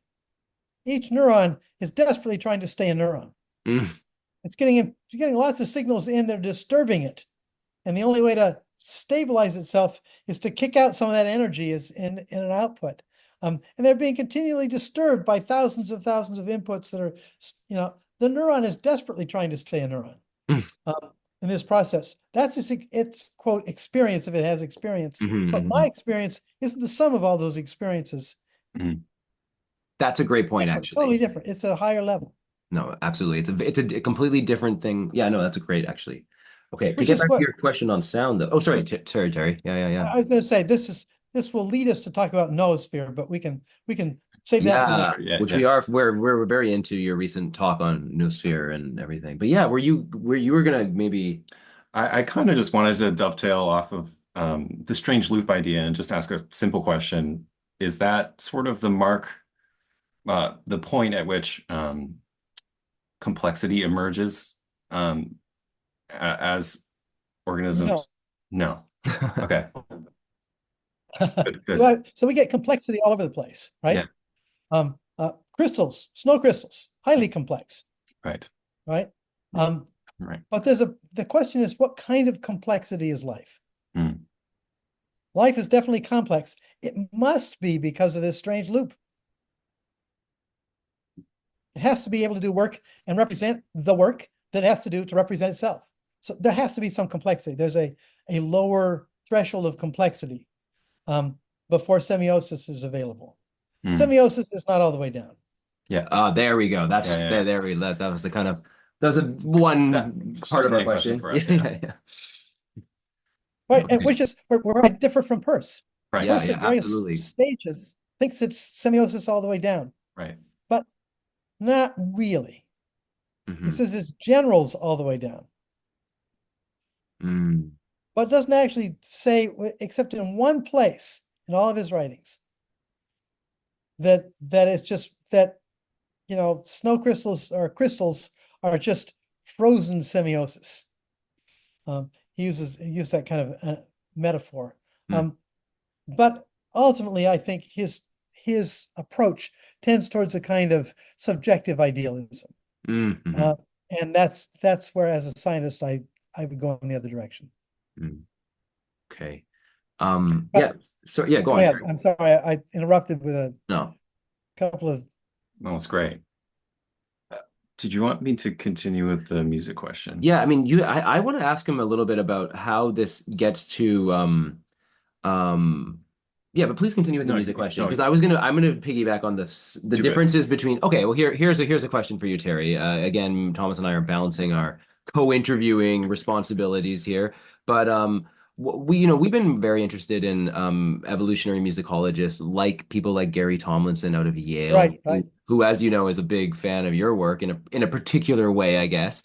Yeah, he uses it. Yeah, his idea of indexicality has always escaped me, but Well, yeah, he has this notion of hyperindexicality, which yes, we are still exactly. playing. We're still trying to understand, and Mhm. but it does kind of get to something. It's very we do teach a lot about music and musical perception. So you have a the symbolic species, you have a post-Peircean approach to articulate how symbolic behavior and cognition emerged in our hominid evolutionary line. Tomlinson puts a lot of emphasis on proto-musicking, proto-musical capacities that sort of coalesce with our languaging capacities over a million years or so, as his book is called, A Million Years of Music, and and he sees this as an important driver towards the kind of combinatorial and hierarchical processing you describe as being characteristic of our linguistic capacity or symbolic capacity. Um, how do you understand we want to ask you just generally, maybe there's a way, Thomas, you can piggyback on this question too, but is there how do you understand the role of music in this story here, or musicking cognition, musicking behavior? And also, maybe you can touch on how does your notion of symbol differ from Peirce's? Because clearly you're talking about the kind of minds that have symbolic competencies, um, and Peirce is sidestepping that question of brains and minds altogether, ultimately. That's right. Yeah, and so yeah, I do see you have and this was a bit, kind of a debate between you and some of the more European-based biosemiotician people, is that um, um, for you, symbols seem to be this capacity to think in terms of systems of symbols. Like we have language, there's all these all these words, signs referring to each other in these complex symbolic webs. In terms of music, this is very interesting to us because music seems to have, at one level, music is not like language. It is very much, we produce sound in the here and now, but it is endowed with semiotic qualities, or sorry, I should say actually specifically symbolic qualities. There are symbolic aspects of musicking and sounding events, or at least we attach them, and those seem to be important parts of our these rituals, these languaging rituals, these musicking rituals. So yeah, maybe that's a little bit of a confusing question, but differences between how do you think about symbol versus maybe somebody like Peirce or other people? Um, how is music symbolic in your mind, or how is musicking behavior at all symbolic? Or let's try to pull on All these. right. So first of all, I don't think most music is symbolic. Okay. And so in that sense, hyperindexicality is okay with me. Hmm. Hmm. There's the role that hyperindexicality plays to assume that maybe you need hyperindexicality to do symbols, that Hmm. one might precede the other, I think is probably a misunderstanding. I would guess that they both co-evolved, that we got better and better at both over time. And certainly if you think about music beyond the West and beyond major civilizations, music is nothing like we think about in the West. A lot of the music in the West is driven by the fact that we found ways to write it down, to record it and to reproduce it. But of course, by writing it down, you get rid of a lot of stuff too. Yeah. You throw away a lot of stuff. You've got to simplify it in various ways. But by simplifying it, you can then also complicate it, because now I can superimpose musical forms on top of each other once they've been simplified. Now I can juxtapose them in counterpoint. I can create a score for a group of people to play together. But you don't have to go too far. Go back to India, a quite complex society. They have ragas, they have various tonal series, but they're not combinatorial in any very complex ways that we see in Western music. I think the combinatorial capacity is the result that at some point about 1,000 years ago, we figured out how to come up with a writing system that could really record it and allow us to amplify and complexify it. So first of all, I think it's a danger to think of Western music as a model. Yeah, oh, And absolutely. Yeah, and I I think before you that's very continue, important. when we're thinking about music in here, we're thinking about it as very, very broadly connected to all these broad domains of life, and we're talking about capacities that are just involved in us to even work with sound, perception of pitch, octave equivalence, beat-based processing, getting into a rhythm, walking alongside each other bipedally, making tools. Right, right. Do those kinds of capacities factor into our evolution into symbolic animals? I guess that's kind of what I'm after. Yeah, we agree with you though. Focusing on a very narrow sense of Western music as perpetuated through print and recording Sure. technology is not the right approach. But yeah, yeah, Very good. Very good. No, so, and of course, we see lots of coordination, action coordination, sound coordination in lots of species. yeah, Um, absolutely, yeah, and sound production is a great one for that because it's relatively linear.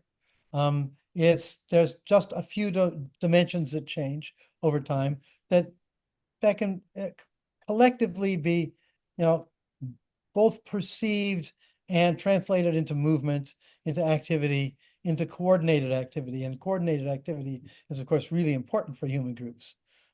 So I do see it as important. Exactly how it plays in, I don't know. Mhm. And I would guess that it does play in at a somewhat early stage, Mhm. but I don't think it's a fundamental feature. And part of the problem, I think, has to do with, again, our desire to flatten everything down to look like language. Mhm. And I fight against this all the time. Let me carry this in another direction, and then we'll come back to the music piece. And this is a problem I have with my biosemiotic colleagues. And that is, we have these three terms, icon, index, and symbol. And they were derived in the context of human communication. Now we want to apply it to all communication. I, in symbolic species, realized that in order to talk about the evolution of language, you have to also talk about the evolution and the structure of lots of different animal forms of communication. You couldn't do that, and to distinguish language, I recognized that symbolic capacity was what was driving it. That's what drove that text. Unfortunately, most of my colleagues read the term symbol and they heard saussure. But we'll leave that as it may for now. The critical point is that this hierarchy that Peirce lays out as firstness, secondness, and thirdness, icon, index, and symbol, really has to also apply at the level of molecular biology. Do we want to use the word symbol to talk about what's going on down there? Do we even want to use the word icon or index? And I think the problem here is that we have, again, this is what I was saying at the very beginning, we have reified. There are signs that are icons. There are signs that are indices. No. There are affordances in the physical world that can be interpreted iconically, interpreted indexically, interpreted now. So how do we now use this elsewhere? The affordance for iconism is some version of isometry. It's an isometric or homomorphic affordance. Indexicality is a correlational affordance, contiguity and correlational. So what is symbolic? It's a displaced affordance or a deferred affordance. So it's an affordance by virtue of another affordance. So now let's take this all the way down to molecular biology. So we got at one end of the genetic code story, you've got sequences of nucleotides making a DNA molecule. At the other end, you've got proteins that are a sequence of amino acids that tend to fold in certain ways because of the environments that they're in and because of their intrinsic properties. How did they get linked? We could say that it's arbitrary, as people talk about linguistic relationships. Okay, why? Well, because one is a sequence of molecules and the other is a three-dimensional structure. One codes for the other, and they're completely arbitrary. On the other hand, let's talk about how they're actually produced. What you've got is an RNA molecule that is iconic of the DNA molecule. The messenger RNA molecule is a mirror image of the sequence. And in fact, when that mirror image gets reversed by what we call anticodon on a transfer RNA molecule, it's actually the same sequence, though one different nucleotide, uracil, steps in there. But nevertheless, what we've got is this transfer from DNA to RNA is iconic. From RNA codon to a transfer RNA codon is also iconic. But the transfer RNA molecule has a codon at one end and it's linked to an amino acid at the other end. I won't talk about the complicated chemistry that does that, but it's a remarkable story. Nevertheless, what we now have is a correlation. We have an iconic relationship at one end, physically contiguously correlated with an amino acid at the other end. It's by virtue of that linkage, and now the fact that transfer RNA molecules can come next to each other, and now they can physically contiguously link amino acids next to each other. Now, think about it only in terms of these affordances. Isometric to isometric to correlational to correlational. By virtue of that, now the chemical features, the chemical properties of nucleotides and the chemical properties of amino acids are totally different. The nucleotides will not fold into a three-dimensional structure, will not have the catalytic functions and structural functions that a protein does. But by virtue of maintaining the constraints in terms of the linearity in the DNA molecule and the linearity of amino acids, now the different chemistry of amino acids versus nucleotides can be utilized. It's arbitrary, but the arbitrarity, or rather the displacement from one set of chemistry properties to another set of chemical properties, was mediated by iconic, isometric, and contiguous correlational relationships. That is, there was an infrastructure that made this possible, that grounded the functionality, so that now there can be this recursion in which proteins can actually maintain a cell which maintains certain sequences of DNA molecules and other protein interactions that don't, and those other sequences go out of existence. Even more interestingly enough, the protein itself, because of its three-dimensional structure, can bind to a DNA molecule, which also has a three-dimensional twisting structure. And if the protein structure and the twist of the DNA molecule, which is a consequence of the particular sequence of nucleotides at that point, allows the protein to regulate the expression of the DNA molecule.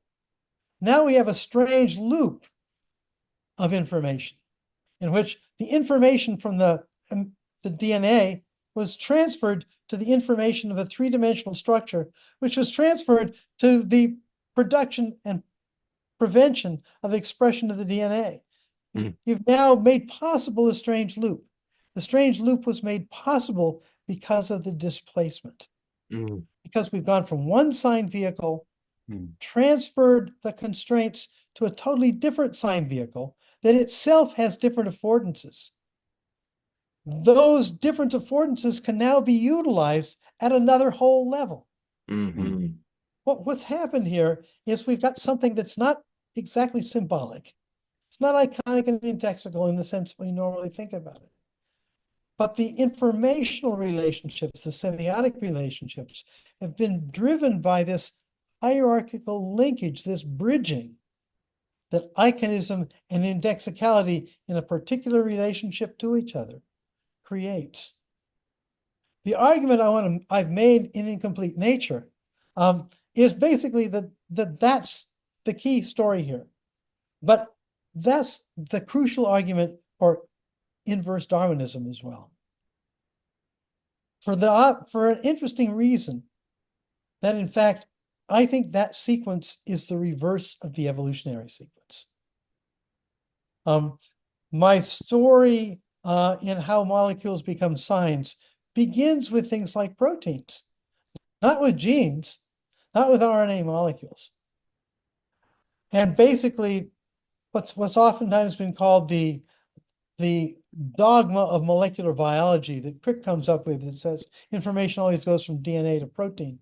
I'm actually saying that evolution goes in the other direction. DNA is a late result of a process.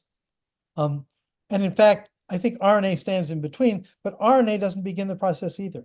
Peptides, I think, begin the process. The autogenic virus is a peptide system. There is no RNA or DNA in it. I then argue in a series of steps how you could get something like an RNA molecule. And in fact, in in the inverse Darwinian story that I'm working on now, one of the interesting things about RNA molecules is that, first of all, nucleotides are useful for carrying energy from place to place. So they actually come about, I think, initially as energetic molecules, not as playing any informational role at all. But a polymer made up of nucleotides, like RNA molecules, because of its sequence, has this tendency to fold up on itself. It folds up on itself because nucleotides tend to stick to their complement. A's to T's, A's to G's, A's to T's or U's, G's to C's. But if you've got a sequence of A's, G's, C's, and T's, it'll tend to fold up so that if you've got it someplace along the molecule, you've got the anti-sequence of another place along the molecule, it'll tend to stick together. It turns out that RNA molecules that are not just linear form branching-like structures. Three-dimensional structures, not like proteins, but they have these little hairpins and loops and things. The hairpins are created because of all the molecules that have stuck together, and the loops where they don't form codon-anti-codon relationships. So the transfer RNA is like this. All the RNA molecules within the ribosome are like this. The RNA molecules that form the spliceosome also are like this. I think of them as the skeletons around which proteins tend to attach. They have a different kind of geometry, a geometry of branching, as a branching pattern. And a branching pattern is a great pattern for globular molecules like proteins to kind of entangle within. So they're kind of like the skeleton. But here's the interesting thing. The sequence of the RNA molecule determines how it will fold. The sequence of bases determines what branching structure will be produced. Even more interestingly, if I now linearize it and produce the opposite strand, the inverse strand, or every C is translated into a G, and so on. Now what I have is the opposite strand, but guess what? Because it's the exact mirror image, it will fold up into the same structure.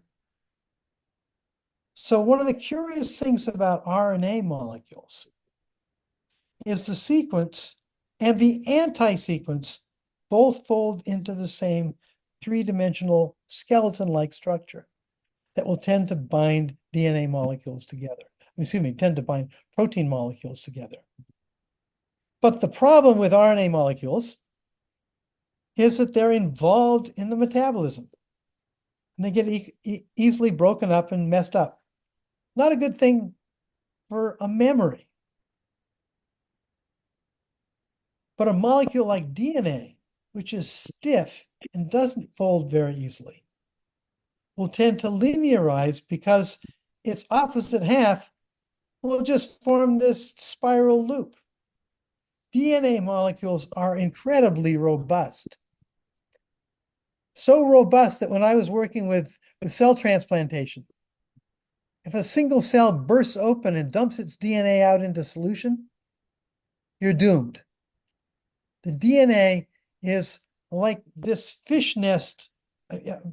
We talk about this. If you've ever gone fishing, if you've gone fly fishing, and you cast and as you screw up, you get what we call a bird's nest. All the things get tied up, and you can't ever untie it. It takes hours to undo it. Well, that's what happens when DNA bursts out of a cell with a bunch of other cells. It just entangles them all together because DNA is incredibly robust. It's the perfect way if you want to have a robust memory system. But you got to have something in between that can do both sequence and function. And that's what the RNA molecules do. So the story I'm telling is one that goes from peptides to RNA peptide complexes to eventually offloading the RNA onto DNA as a memory system, as a good memory system. But it's an inverse story. Part of the reason I call it inverse Darwinism, but it's not the whole story of why it's called inverse Darwinism. But effectively, it's an argument about the nature also of displacement. That is, how do you get semiotic displacement so that you can do these kind of recursive and hierarchically building processes? The answer is the displacement has to go in the other direction. Has to start out with functional relationships. And their relationships are, for the most part, iconic. Then they need to be linked to indexical relationships, correlational relationships, where it correlates structure with sequence. That's what the RNA ends up doing. And then finally, you want to put it onto something that is completely displaced, that has no structural feature, only has the linear feature. And that's where the DNA is. But that's the language story in a nutshell as well. That is, what we want to do is we want to offload it onto something that is stable. Where is it going to be stable? Well, it's going to be in the social group, not in any individual mind, because it's going to disappear. You got to offload it. Well, how do you offload it? Well, you've got to go through this process of iconic and indexical bridging. Got to bridge it to function. What are the functions? The function of cooperation might even be ritual, might even be singing, might even be chanting. All of those are playing a role in this process because they're part of the indexicality of it. But of course, that indexicality has to be linked to functionality, to doing something. You're not just doing it for its own sake. Yes, you can do that. It might help you become better at doing that. But it's only functional if it's linked to something in particular, some activity. Oftentimes in ritual, it's linked to acting out some social interaction. A sort of Batesonian nip without the bite story. That you want to act it out, but then how do you act it out? Well, you got to do it redundantly again and again and again. And each of the redundancy is iconic, but it's a redundancy of correlation as well. Just like the redundancy of correlation of multiple tRNA molecules that link things together. Eventually, that's how language has to be generated. So that indexicality, something like musicality, is playing a role, but it's playing this bridging role. And it only needs to be so good as to get it started, and then the whole system sort of self-organizes and drives. You got to have more of it. That means your complexification of symbolic relationships, your complexification of indexical and hyperindexical relationships have to grow with it. So it all has to grow at once. So in a sense, this is how evolution works. Evolution is the whole system, brings the whole system along. It differentiates itself. It's not that one thing happens, and then another thing happens, and another thing happens. That's not how evolution works. Evolution biology is about differentiating a whole to become a more complex whole.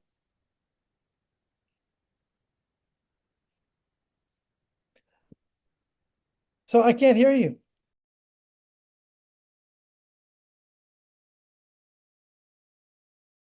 Okay, well, I'm so glad that we actually have a second opportunity to continue this conversation because honestly, that gave us some pause to reflect on everything you offered us. And when probably in the moment we wouldn't have been so keen, or so quick at least. So I'd love to just kind of we have some things we want to get to, but could we just continue the conversation where we left off more? It's all totally up to you. Yeah. And I should say that today, however, we should break pretty accurately at 12. Okay, excellent. Okay, that's perfect to keep in mind. Thank you, Terry. So just to where we were, I'll just kind of reset the scene here because I think you were getting to some really important points about your new book, Inverse Darwinism, and you basically told this complex story, but from which we go from peptides to RNA to RNA peptide complexes to a process by which you're offloading RNA onto DNA, a kind of memory system. You described it. And you said something about how this sort of is an inverse story to conventional Yep. ways of thinking about Darwinism. But you also said something very interesting about the semiotic features of this genetic code story, in the sense that these are sign vehicles transferring constraints to a different set of sign vehicles with different sets of affordances. And you also really, really helpfully, Thomas and I think, described icon index symbol in terms of their affordance structures. And I Right. think this is, and in this paper you shared as well, the chapter you shared as well, the neuroscience and semiotics chapter, you really, icon is described as an isomorphic relationship, which I think is pretty keen here. It's not just mere likeness only. That's a kind of simplistic way of thinking about it. Is actually isomorphic or homomorphic, and then of course index is correlational or based on contiguity. While symbol you also very interestingly define as deferred affordances or displaced affordances. Right. Again, we're getting to some subtleties here. So could we pick this story back up somehow? And we've had some time to think about it, but yeah, a lot was said, and then we lost Okay. everything, and yeah. Well, so you've described it well. I'm not sure that I can, expand it beyond what you've said. You've done a pretty good job of summarizing where I'm going. The key, of course, is that this is an argument about any semiotic system. Uh, it's easy to follow it at the level of molecules, even though we don't have that whole story worked out yet. Nevertheless, it's easy to see how it is that this displaced affordance problem gets established. In order to displace affordances, you have to maintain continuity of constraint despite changes of substrate. And the change of substrate is what gives you the whole new displaced level of affordances. But my point is that there's probably only one way to do that, or that at least you have to have this bridging of isomorphic and correlational affordances to do it. You can't maintain the constraints, which are an abstract relationship to some extent, even though the constraints have to be physically embodied in some way. You can't maintain them and completely change the substrate without a particular kind of bridging relationship. So this is going to be relevant, even though I've tried to describe its beginnings at the level of the origins of Luca, last universal common ancestor, and his underlying ability to produce its own body parts. But then it's going to be relevant to talking about many, many levels of this process. Multicellularity on the one hand, the production of nervous systems in multicelled organisms, and then, of course, the production of displaced communication systems like symbolic language. And yet beyond that, I think we need to think about that as we begin to think about AI, or what I like to call simulated intelligence rather than artificial intelligence. So here's a key kind of question we have, Terry. There is a displacement of affordance or a deferred affordance relationship happening here, but is it appropriate at all to talk about symbols, at least at the level of the molecular level, at those other levels? I'm hearing from you, no, to some extent. This is not symbols per se. Yeah. Yeah, so the real challenge is, of course, the baggage that comes with those terms, icon, index, and symbol. These were terms generated by hundreds of years of discussion of human communication and human thought. As a result, they carry that baggage with them wherever they go. So when we're talking about a process that has many levels of what I call 1, 2, 3 repeat hierarchies, that is, at each stage you go 1, 2, 3, higher order level, 1, 2, 3, higher order level, 1, 2, 3. And the third level is the displacement level, which allows the new 1, 2, 3 step. One being affordance by virtue of isomorphism, 2, affordance by virtue of contiguity or correlation, and 3 being displaced affordance. In that process, if you use the term symbol at every level of displacement, it gets very confusing because you got symbols built upon symbols, built upon symbols, built upon symbols. Way too complicated. And so what'll happen is that people get lost. Or they begin to think, well, there's no difference between what's going on at the molecular level and what's going on at the cognitive level. Or even worse than that, they will say that, no, it's all just chemistry. And we can ignore anything else. None of those are true, obviously. And so one has to be really careful. And I think one of the challenges that we're going to face is that the only way to actually build what amounts to a natural science of semiosis is to abandon the anthropocentric terminology and to understand the mechanistic features. And I don't mean mechanistic in the machine sense, but in a sense, the actual causal hierarchies that are necessary to do this. Because semiosis is a causal process. It's a physical process. It has consequences in the world. It does work. It changes things. So it has to be grounded. So it can't not be non-physical. I mean, it can't be non-physical. It must be physical. And yet it can't be, in a sense, physical in a trivial sense. So that's the challenge we face moving forward. And it's not going to be an issue that we resolve today or even this generation, maybe. It may take a while for us to sort of, for the culture to get past the baggage. Okay. I think it's a difficulty, but we should start now.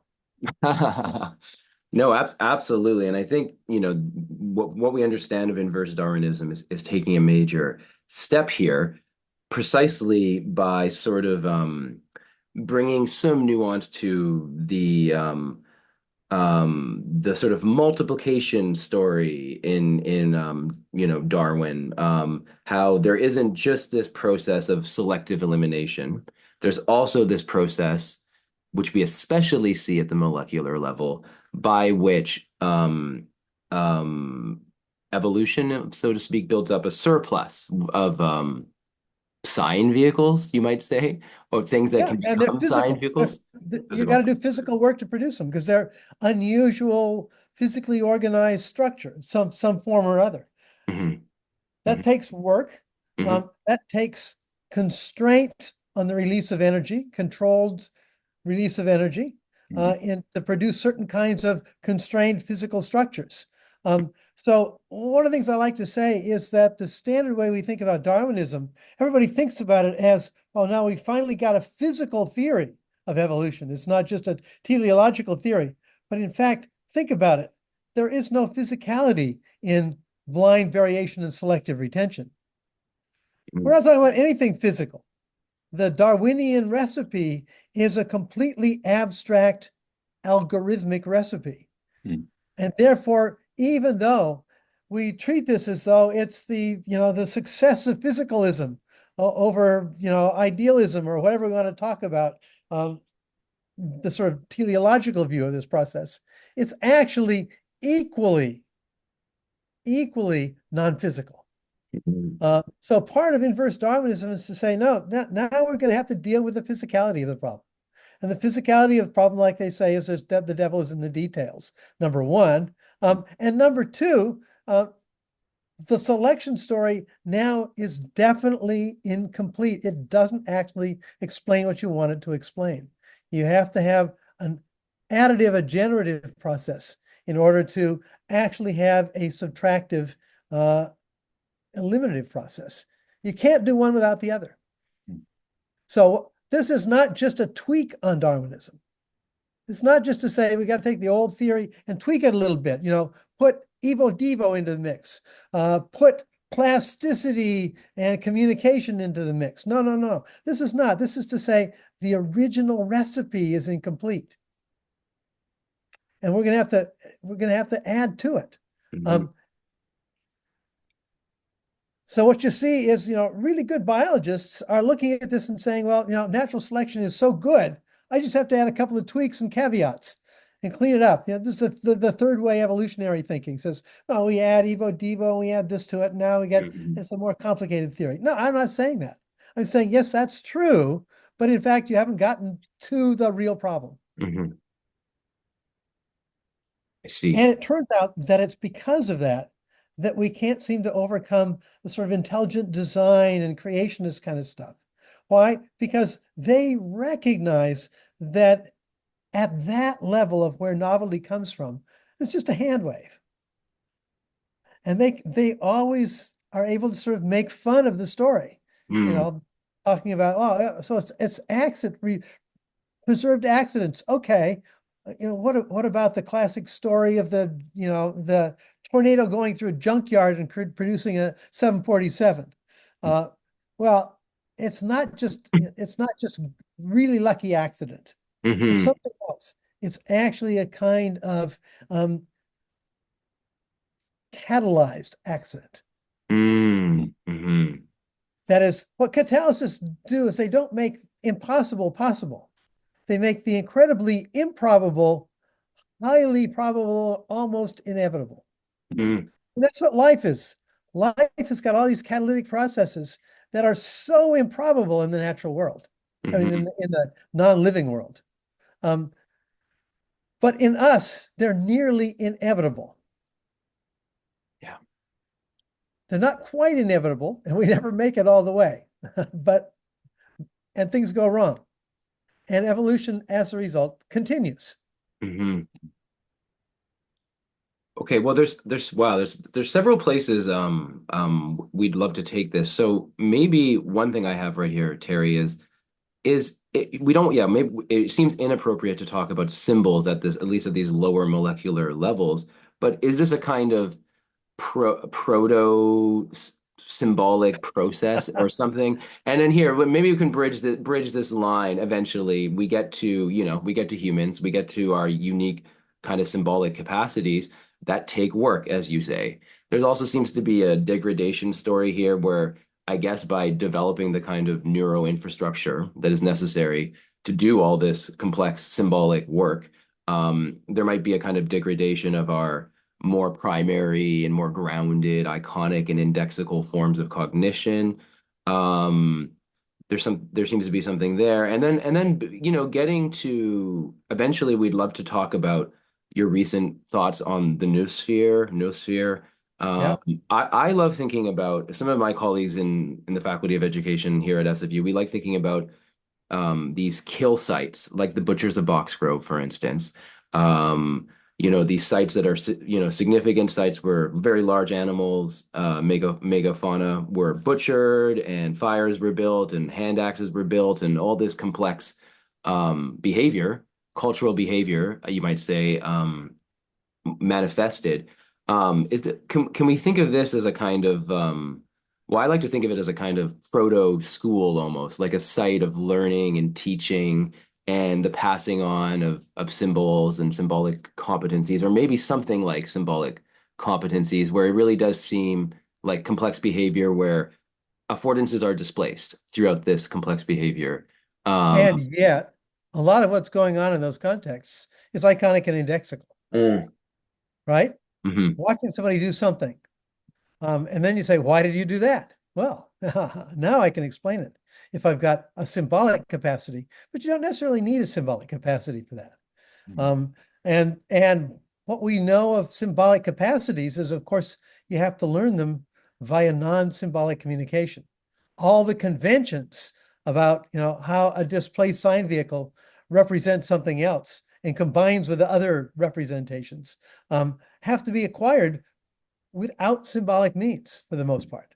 mm, The early aspects of language are basically built up from iconic and indexical communication in the same way I'm suggesting that DNA representation is built up from the interaction of peptides interacting eventually with RNA nucleic acids, interacting eventually with a much more stable but highly abstracted reference system. Mm. It's highly compressed. So if you think about a protein, to describe a protein, you need to have lots of dimensions of details that have to do with the shape, the three-dimensionality, the charged surfaces, the hydrophobic and hydrophilic features of it. They're all part of it. But the DNA captures only one thing. That is the sequential relationship between amino acids. And even that, it's fully displaced. There's nothing about a codon chemically that's related to an amino acid except by virtue of this elaborate machinery. Highly displaced. Mm-hmm. The point that's going on with language is it's also highly displaced. Think about the word dog and actual dogs collectively. I mean, the word dog is not necessarily referring to an individual dog. It can, with the right, linguistic context. But for the most part, the word dog in isolation refers to a kind of a category. That category, if you actually look at it, look at the dictionary definition of dog, it's got a lot of stuff in it. And in fact, what we've done is we've mapped the word onto a bunch of sentences, which map onto other words, all mapped to a bunch of sentences. So it's a terribly complicated relationship. But what's happened is the word dog, like the codon for tyrosine, is incredibly compressed. It compresses all of that stuff, but it only works by virtue of the fact that we can decompress it. That the codon only works because you've got this ribosomal mechanism that decompresses it by virtue of this bridge of iconic, indexical, or isomorphic and correlational relationships. If it didn't have that bridge, there'd be nothing there. There's no connection. Mm-hmm. But what's happened is that by this compression onto a very simple sign vehicle, a linear sequence of only 4 nucleotides, the efficiency of remembering and transmitting and reconstituting becomes incredibly easy. Mm-hmm. That's, of course, what language has provided us with.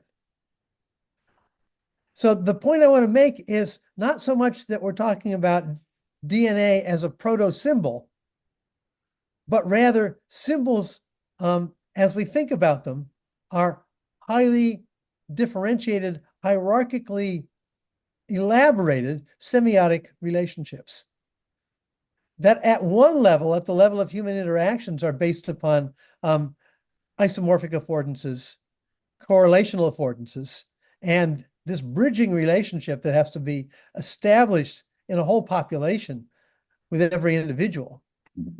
Elaborate decompression process. Everybody has to have this decompression system built in. That is, you and I have an iconism between our decompression systems with respect to English, maybe with respect to other languages, maybe with respect to musical form or mathematical operations. Our interpretive processes have to be isomorphic of each other. So there's an isomorphic correlation even there at a higher level. And this is, of course, what has to be established when you displace reference. You displace it by the fact of having it, in effect, an isomorphism of the interpretive process, of the decompression process. But now if you can see the decompression step, if decompression steps can be built upon decompression steps, which you can build upon decompression steps, you can see why language can be so incredibly efficient. Yes. What it does. And also how you said earlier, how it's necessarily sort of offloaded beyond any one individual onto the social group. Language has to be offloaded in this way. Yeah. I'll let Thomas ask your questions in a second. Keep going. But here's one thing that we kind of want to mention here. So yeah, we mentioned before there might be a notion of hyperindexicality here. We know people like Tomlinson bring this in. Other kinds of people who are interested in musical cognition also speak of this notion. For us, for instance, as people who study music, there does seem to be a kind of indexical, almost gravitational pull inherent in a lot of musical phenomenon, such as like tonality or scales or modes or ragas. They're not necessarily perfectly set relationships, but they have a kind of pull and a kind of yeah, they have resonant they have consonant relationships and dissonant relationships that are definitely seem to be mapped onto how we, at least as humans, perceive the overtone series. You see things like strong octave equivalence relationships, fifth relationships, which, as we know, are the very lower part of the overtone series as a kind of more. Right, they're the most even fractions. Exactly. And there's even other musical perceptual abilities, such as perceiving order time, periodic dissonance, rhythmic cadence. All of these things, I think, have a role in languaging. Music, there is obviously a connection to rhythmic cadence and phoneme distinguish, the ability to distinguish phonemes seems related at one level to pitch perception. So there's all these interesting continuities here. And at one level, you have a scale, you have a raga, you have a tonal system. It becomes deeply symbolic. It becomes imbued with symbolic meaning very quickly by the social group. And it seems very difficult to, distinguish the top end of these hyperindexical relationships with whatever these symbolic relationships might be, because we're starting to get ungrounded.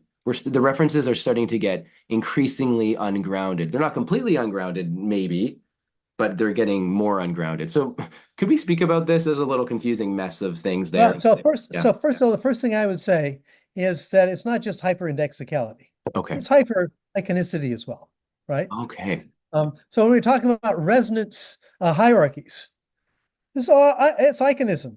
It's a frequency that fits within another frequency Mhm. with equal beats, for Mhm. example. Mhm. And when we have themes and theme and variation structure, it's iconicity as well. Absolutely. Yeah. So what we have is indexicality in terms of sequence relationships, which again, the sequence relationships are often mapped to resonance relationships. So we go from one tone to another tone that has some either transitional or non-transitional, that is simply a mapping relationship.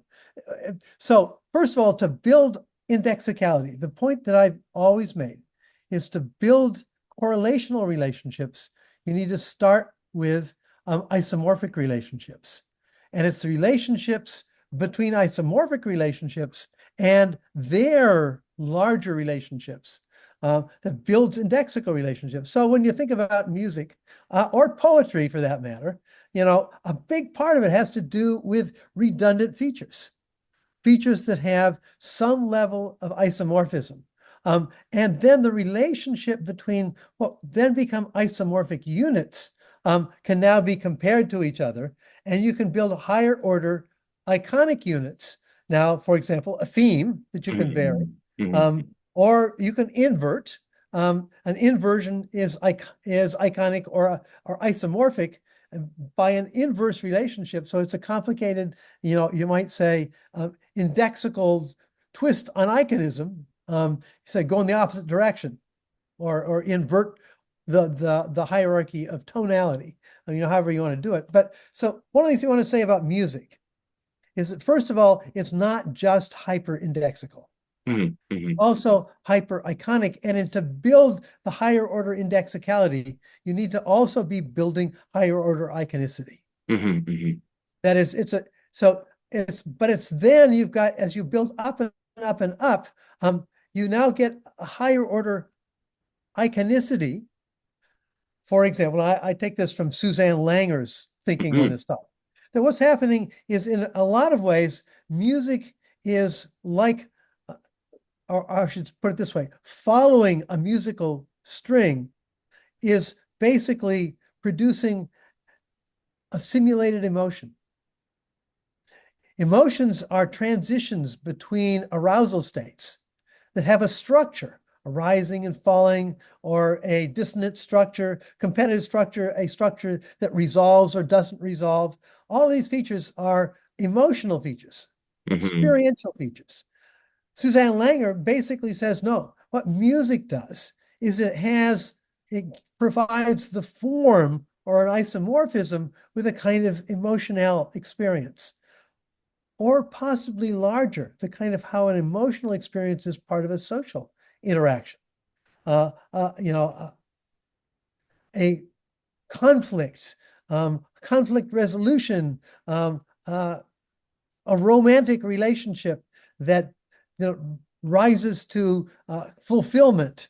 All of these features, so that in a sense there's an iconism there, and it's on the basis of that iconism that oftentimes there's now a correlation with a particular social symbolic meaning.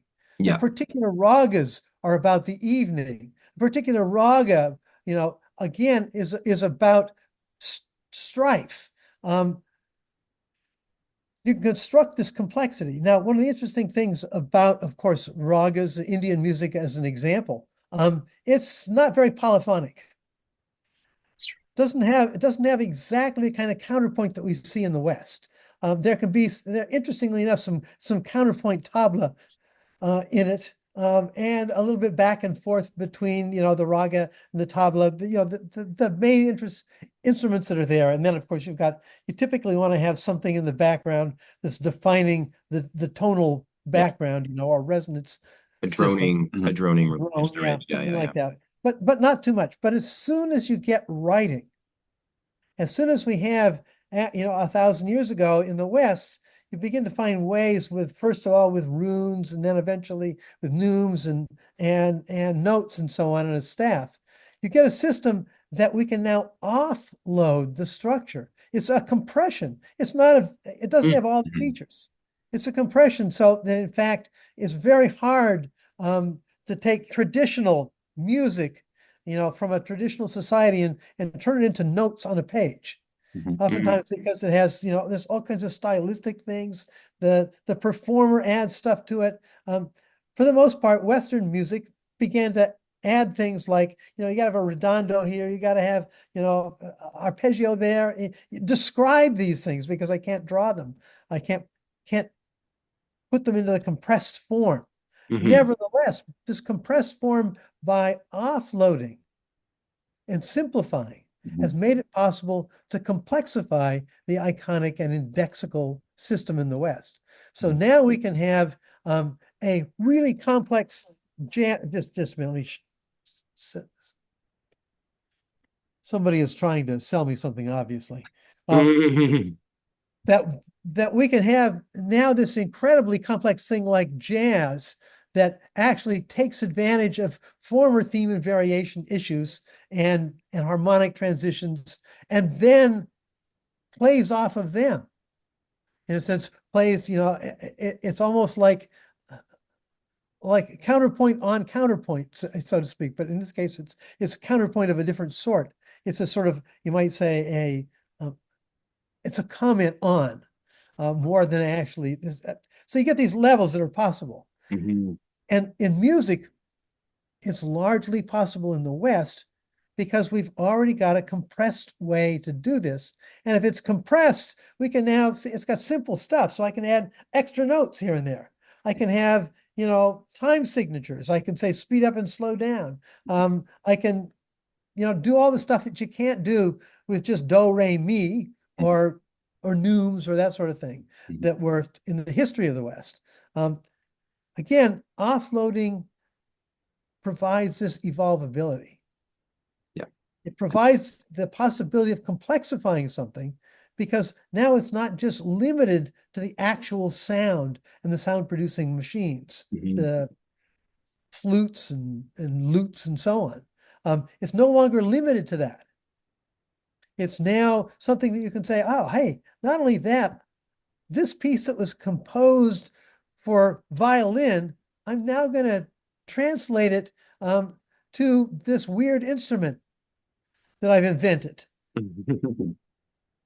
Because it's been offloaded, I can reinterpret it.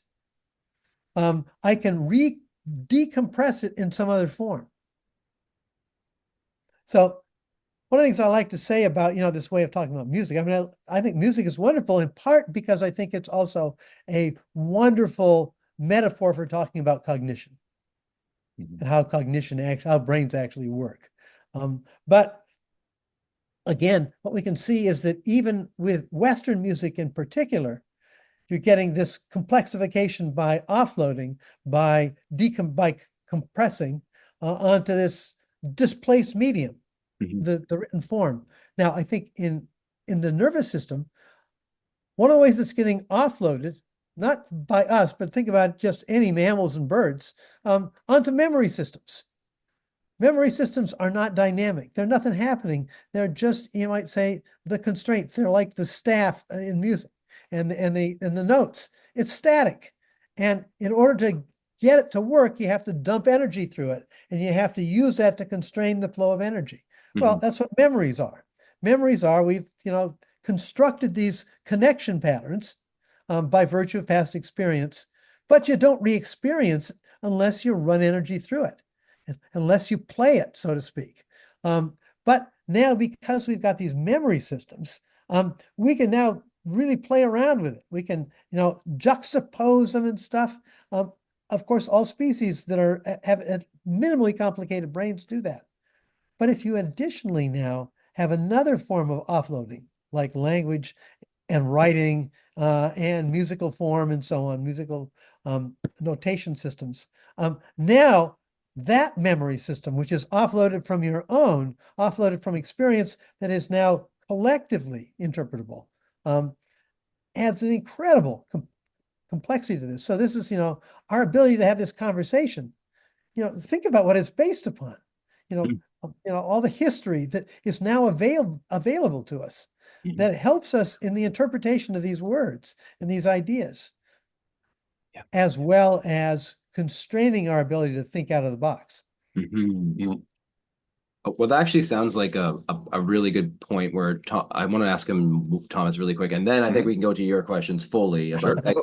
Just one thing you shared with us last time, Terry, about your own educational journey, your own education concerning, getting to Harvard and before you were at Harvard and learning about, different aspects of science and cybernetics and semiotics and, even learning the difficult journey of learning Peirce at the time you were learning Peirce and how that was your education. You seemed to be confronted at large measure, at least in these earlier years, with a scarcity of resources, and you were in part doing what you could to access maybe Tony Wilden here, go to the bookstore when you couldn't go to, when the library didn't have what you wanted, and you're not at a major university with great access to everything yet. So now we're in this sort of later stage where we're actually confronted with information abundance, and of course in education and literacy studies we're very much grappling with what are the challenges that come with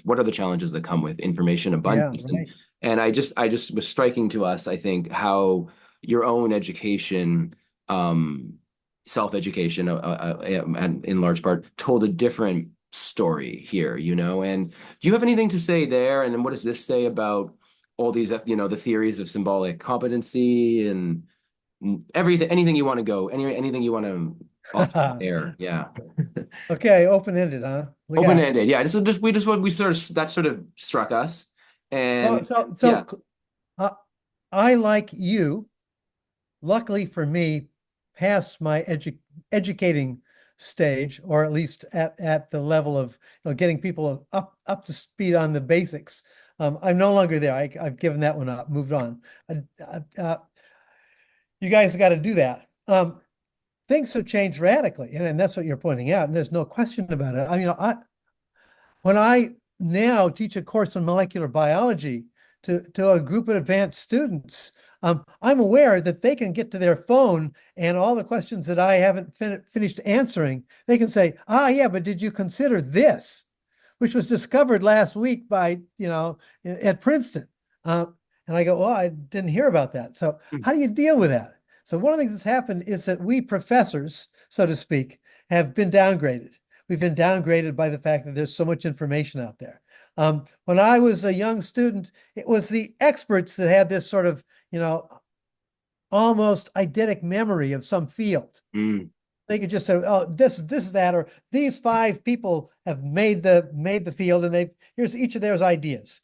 Those are the people that we turn to. Young people these days are not so convinced that that's what you look for in a teacher.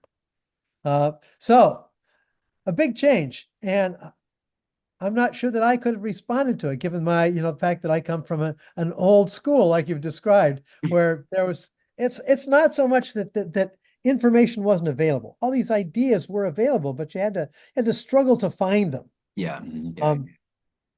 And in that struggle to find them, it's taken me 40 years to think through this stuff. It's not easy. And yet, part of the reason that it's difficult to think through this stuff is because also that old information has a lot of inertia to it. Right. These ideas are important. We honor these ideas. We get attracted to them. I worry that the modern tendency to sort of go with brands rather than actual information is it's an easy way to navigate information overload. Yes, good point. Yeah, so I think that one of the problems is that we're beginning to see people wanting to move in that direction. Yeah. And I'm worried about that. I think that's one of the things that's happening to democracies around the world, is that there's so much and it's so complicated and there's no obvious answer that you just want to go for the brand, the guy that says that he can solve it for you, and not even look at the details. I just want to know the brand. It's like, I'm a fan of the Yankees, but I hate everybody else, that kind of thing. That's, I think, one of the consequences of having this overload. The second thing is that it makes it hard to stand back and look at how it all fits together, because there's too much. Yeah. Now, in my case, yes, there was too much, but I've only learned a lot about the molecular biology, so it's the deep molecular biology, in the last 2 decades.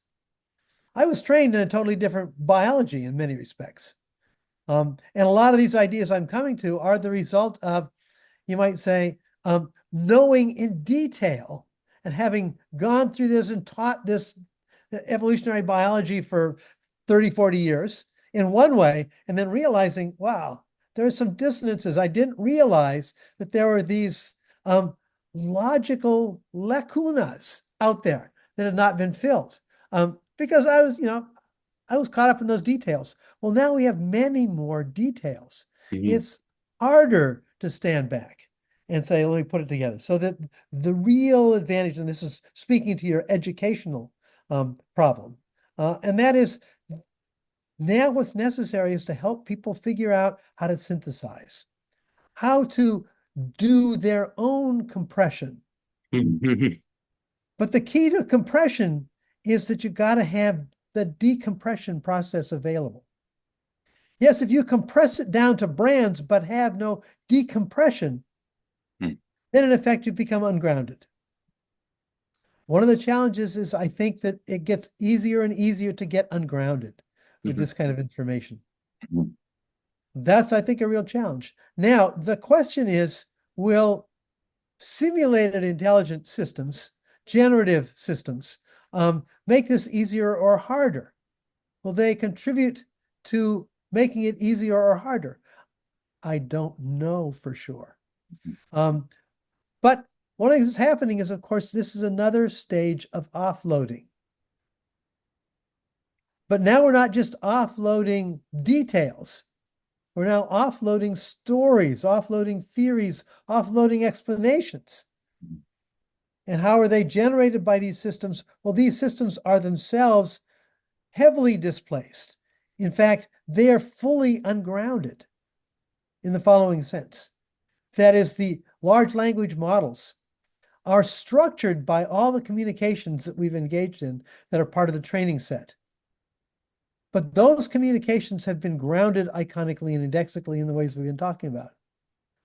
That is, what structures them, even though they're highly abstracted, compressed, what structures them are all of these interpretive and generative processes.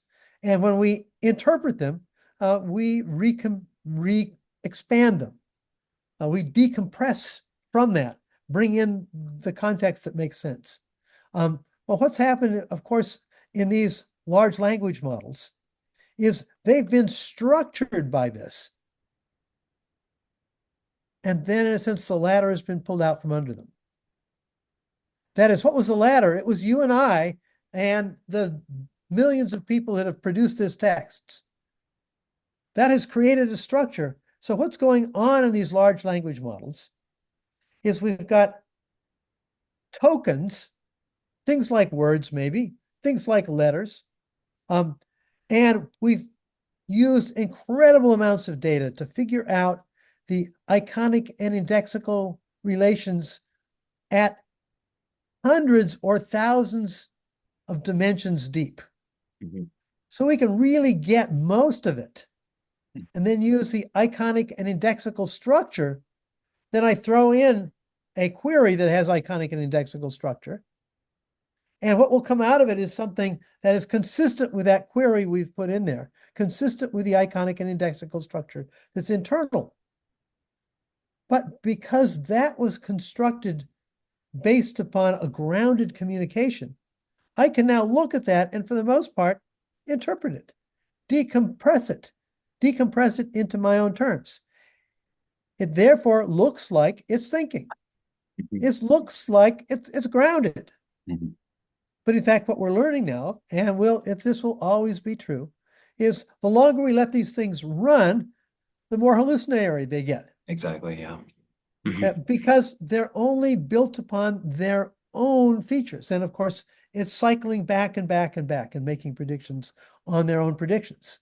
Mm-hmm. So in that respect, one of the things we want to keep track of with this simulated intelligence system is that it's not actually intelligent.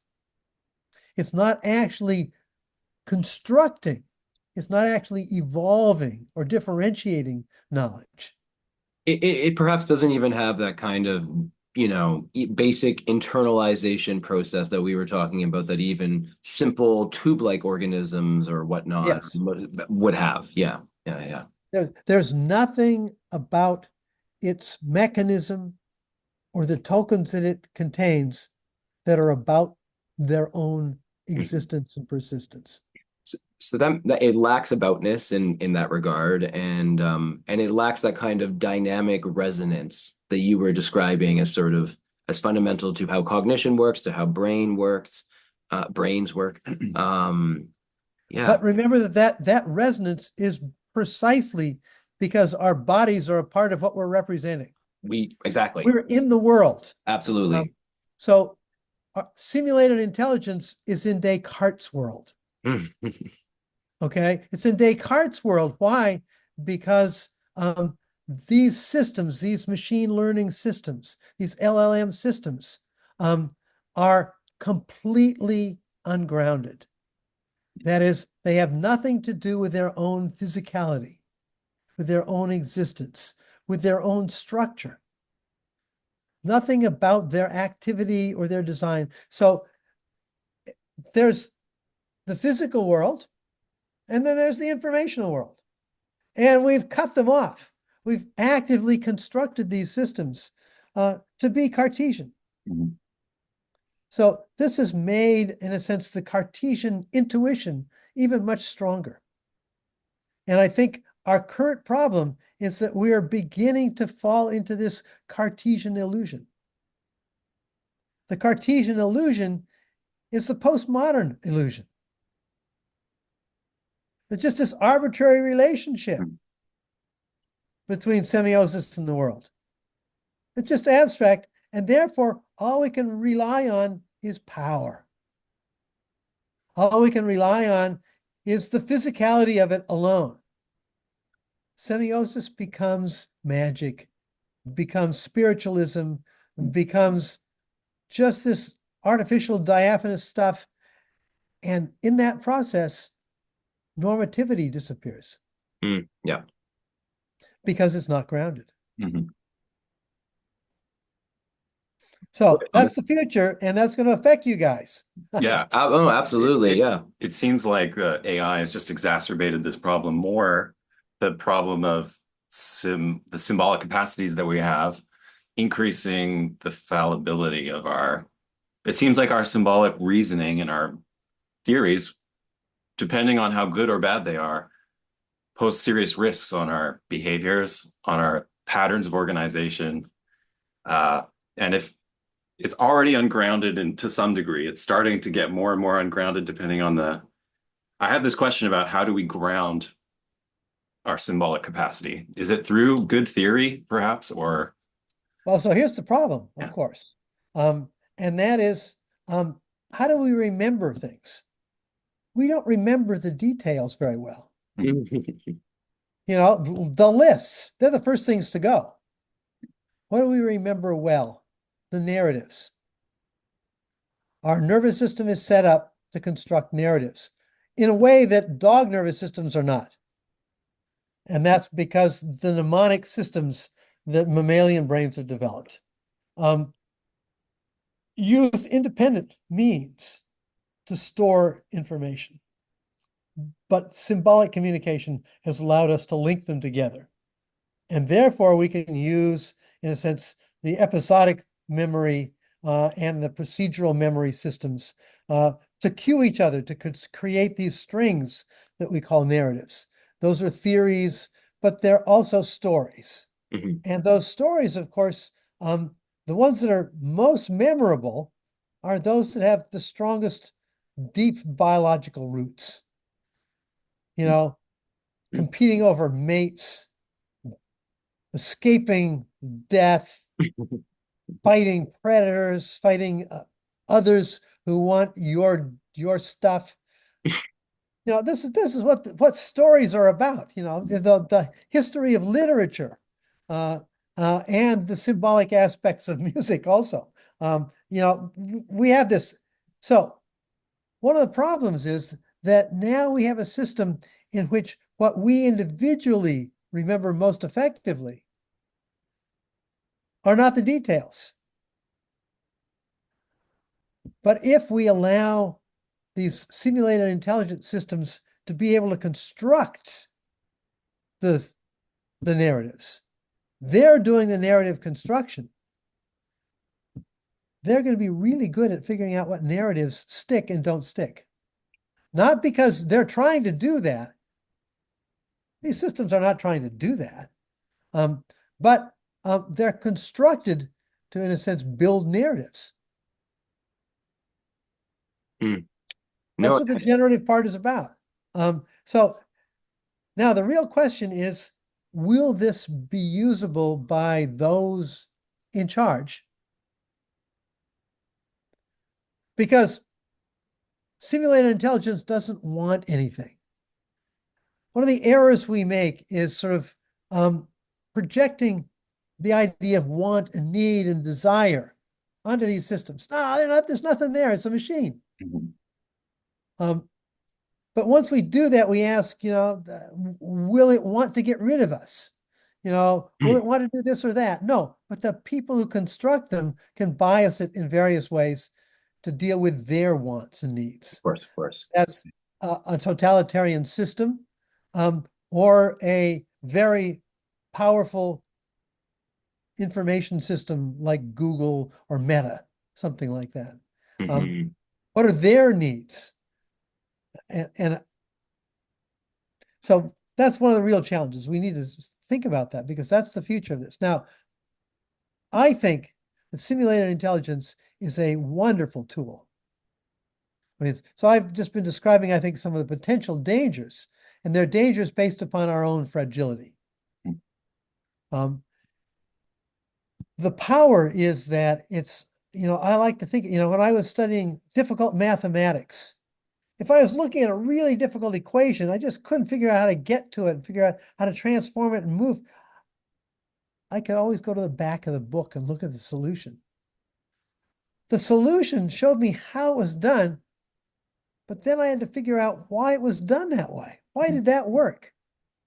The solution helped me understand it, but just given the solution wasn't enough.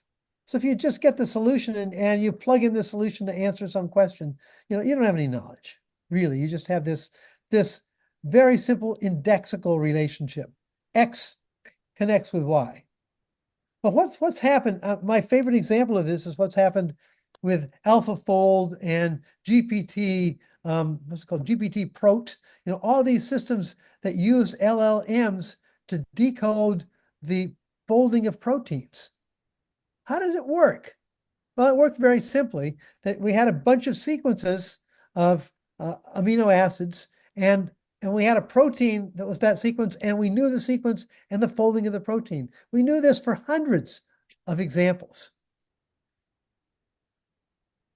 Maybe I can train. Now think about, the letters, A's, G's, C's, and T's for the compressed code that will stand for the letters. Now I got a separate letter for each of the amino acids. There's only 20 of them. So it's a fairly short alphabet.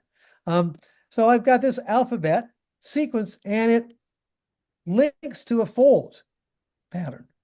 I got a bunch of these, and I just trained the system on, here's the sequence. What will happen next? What will happen next if I project the sequence? So what's happened is they've been able to predict millions of possible folds. Now, the LLM that did this doesn't know about polarity, doesn't know about hydrophobic and hydrophilic bonds, doesn't know how stiff a particular side chain is on an amino acid, doesn't know any of the physical chemistry of the process. But it has predicted by virtue of this statistical correlation. It's done a good job of predicting the answer. But now we can use this answer to ask the question, well, what was the sequence of hydrophobic and hydrophilic interactions that produced this? We can retrodict the actual physics and chemistry. That's the power of these systems. They're predicting an answer statistically without any knowledge of, without any grounding in the actual physicality of it. But because that, we can begin to reconstruct the physicality, understand the causality, because we can use it as a clue. Because it'll say, no, if this is true, it can't be this particular physical factor at work. It's something else. So the power of this is that we can look at the answers to a bunch of interesting questions for which we have enough initial data to make good predictions. And it will make good predictions that we couldn't make because it's handling thousands of more variables and relationships than we possibly could. So a terrific tool for medicine, for biology, for physics, for engineering. This is a terrific tool. But it will require good decompression tools. That is, somebody who knows nothing about physical chemistry can look at this relationship, these predictions that were made and say, okay, I want a protein that has this structure, and my system has said, create this sequence of amino acids and I'll get this structure. I can use this to do the shortcut. I don't have to know anything. I just have to have a machine that can do it. But that won't help us in the next step, which is to figure out how to use it. What's it going to be good for? How will it interact with other proteins? How will it interact with other kinds of cells? How will it interact in another kind of organism?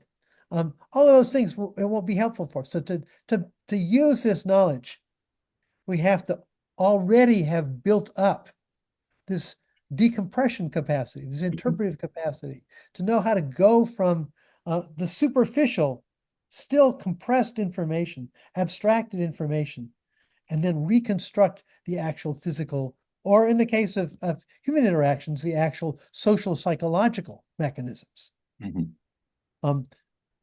That's what the education of the future will be about.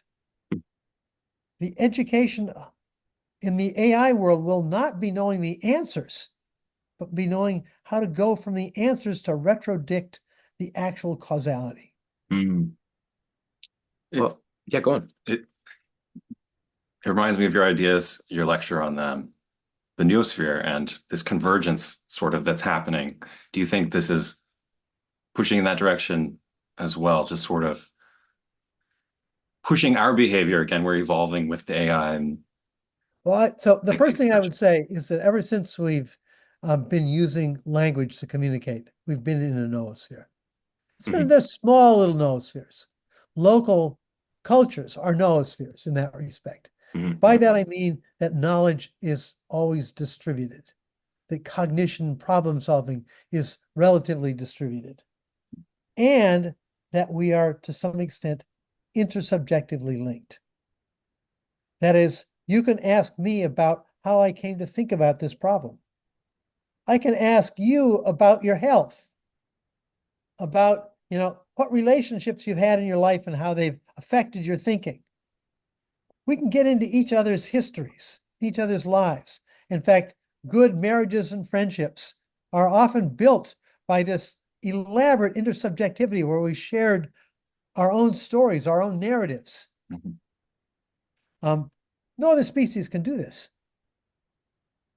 This is an aspect of the noosphere that is uniquely human because of symbolic capacities, because we have this displaced capacity in which I can now tell you something about my past, and you can use your own knowledge of bookstores and interests and how you've learned something and all of that, and decompress this sequence of sounds that I produced into an image, almost a narrative that you can imagine living, maybe, even in a superficial way, which is, of course, why we love plays and novels and things like that, because we get into it.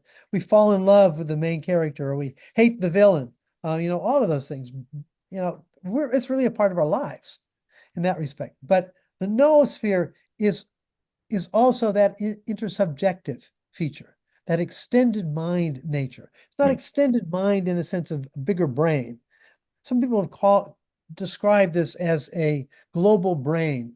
I think that's a real misnomer because it's something different. It's higher order. It's got a higher order teleo-dynamics even. We're a part of. And there's an intersubjectivity that's bigger than me and will cause some people to sacrifice their own lives for the larger polity that you're part of, for your family, for the motherland, for the future generations, all of that stuff. That's because of the noosphere. But of course, the noosphere has negative consequences as well. And You have to go pretty much now. I do it just another minute from now. Yeah, but thank you, Terry. I'll let Thomas say anything, but I just wanted to say that was a nice, especially the educational story here about, in an accelerated infosphere, people are going to seek simplified pathways. That's one thing that we're noticing. But what makes things strong, are stories that are somehow connected to deep biological roots, stories, narratives. I love that. I love how you talked about compression, decompression as a kind of a nice, maybe like less reductive way of thinking about encoding, decoding, more semiotic. So it's very cool. It's musical too at one level. But I was sorry, Thomas. Yeah. No, I'll just say thank you. I don't want to take up your time, but definitely the last week and work engaging with your work has changed the way I've been thinking about semiotics for a long time. We've been growing together with it and just shifting it all right now. So yeah, we'll have more. All right. Well, work with it. Appreciate it. I'm not leaving right away. I'm leaving this conversation, but we're around to have this conversation over and over again.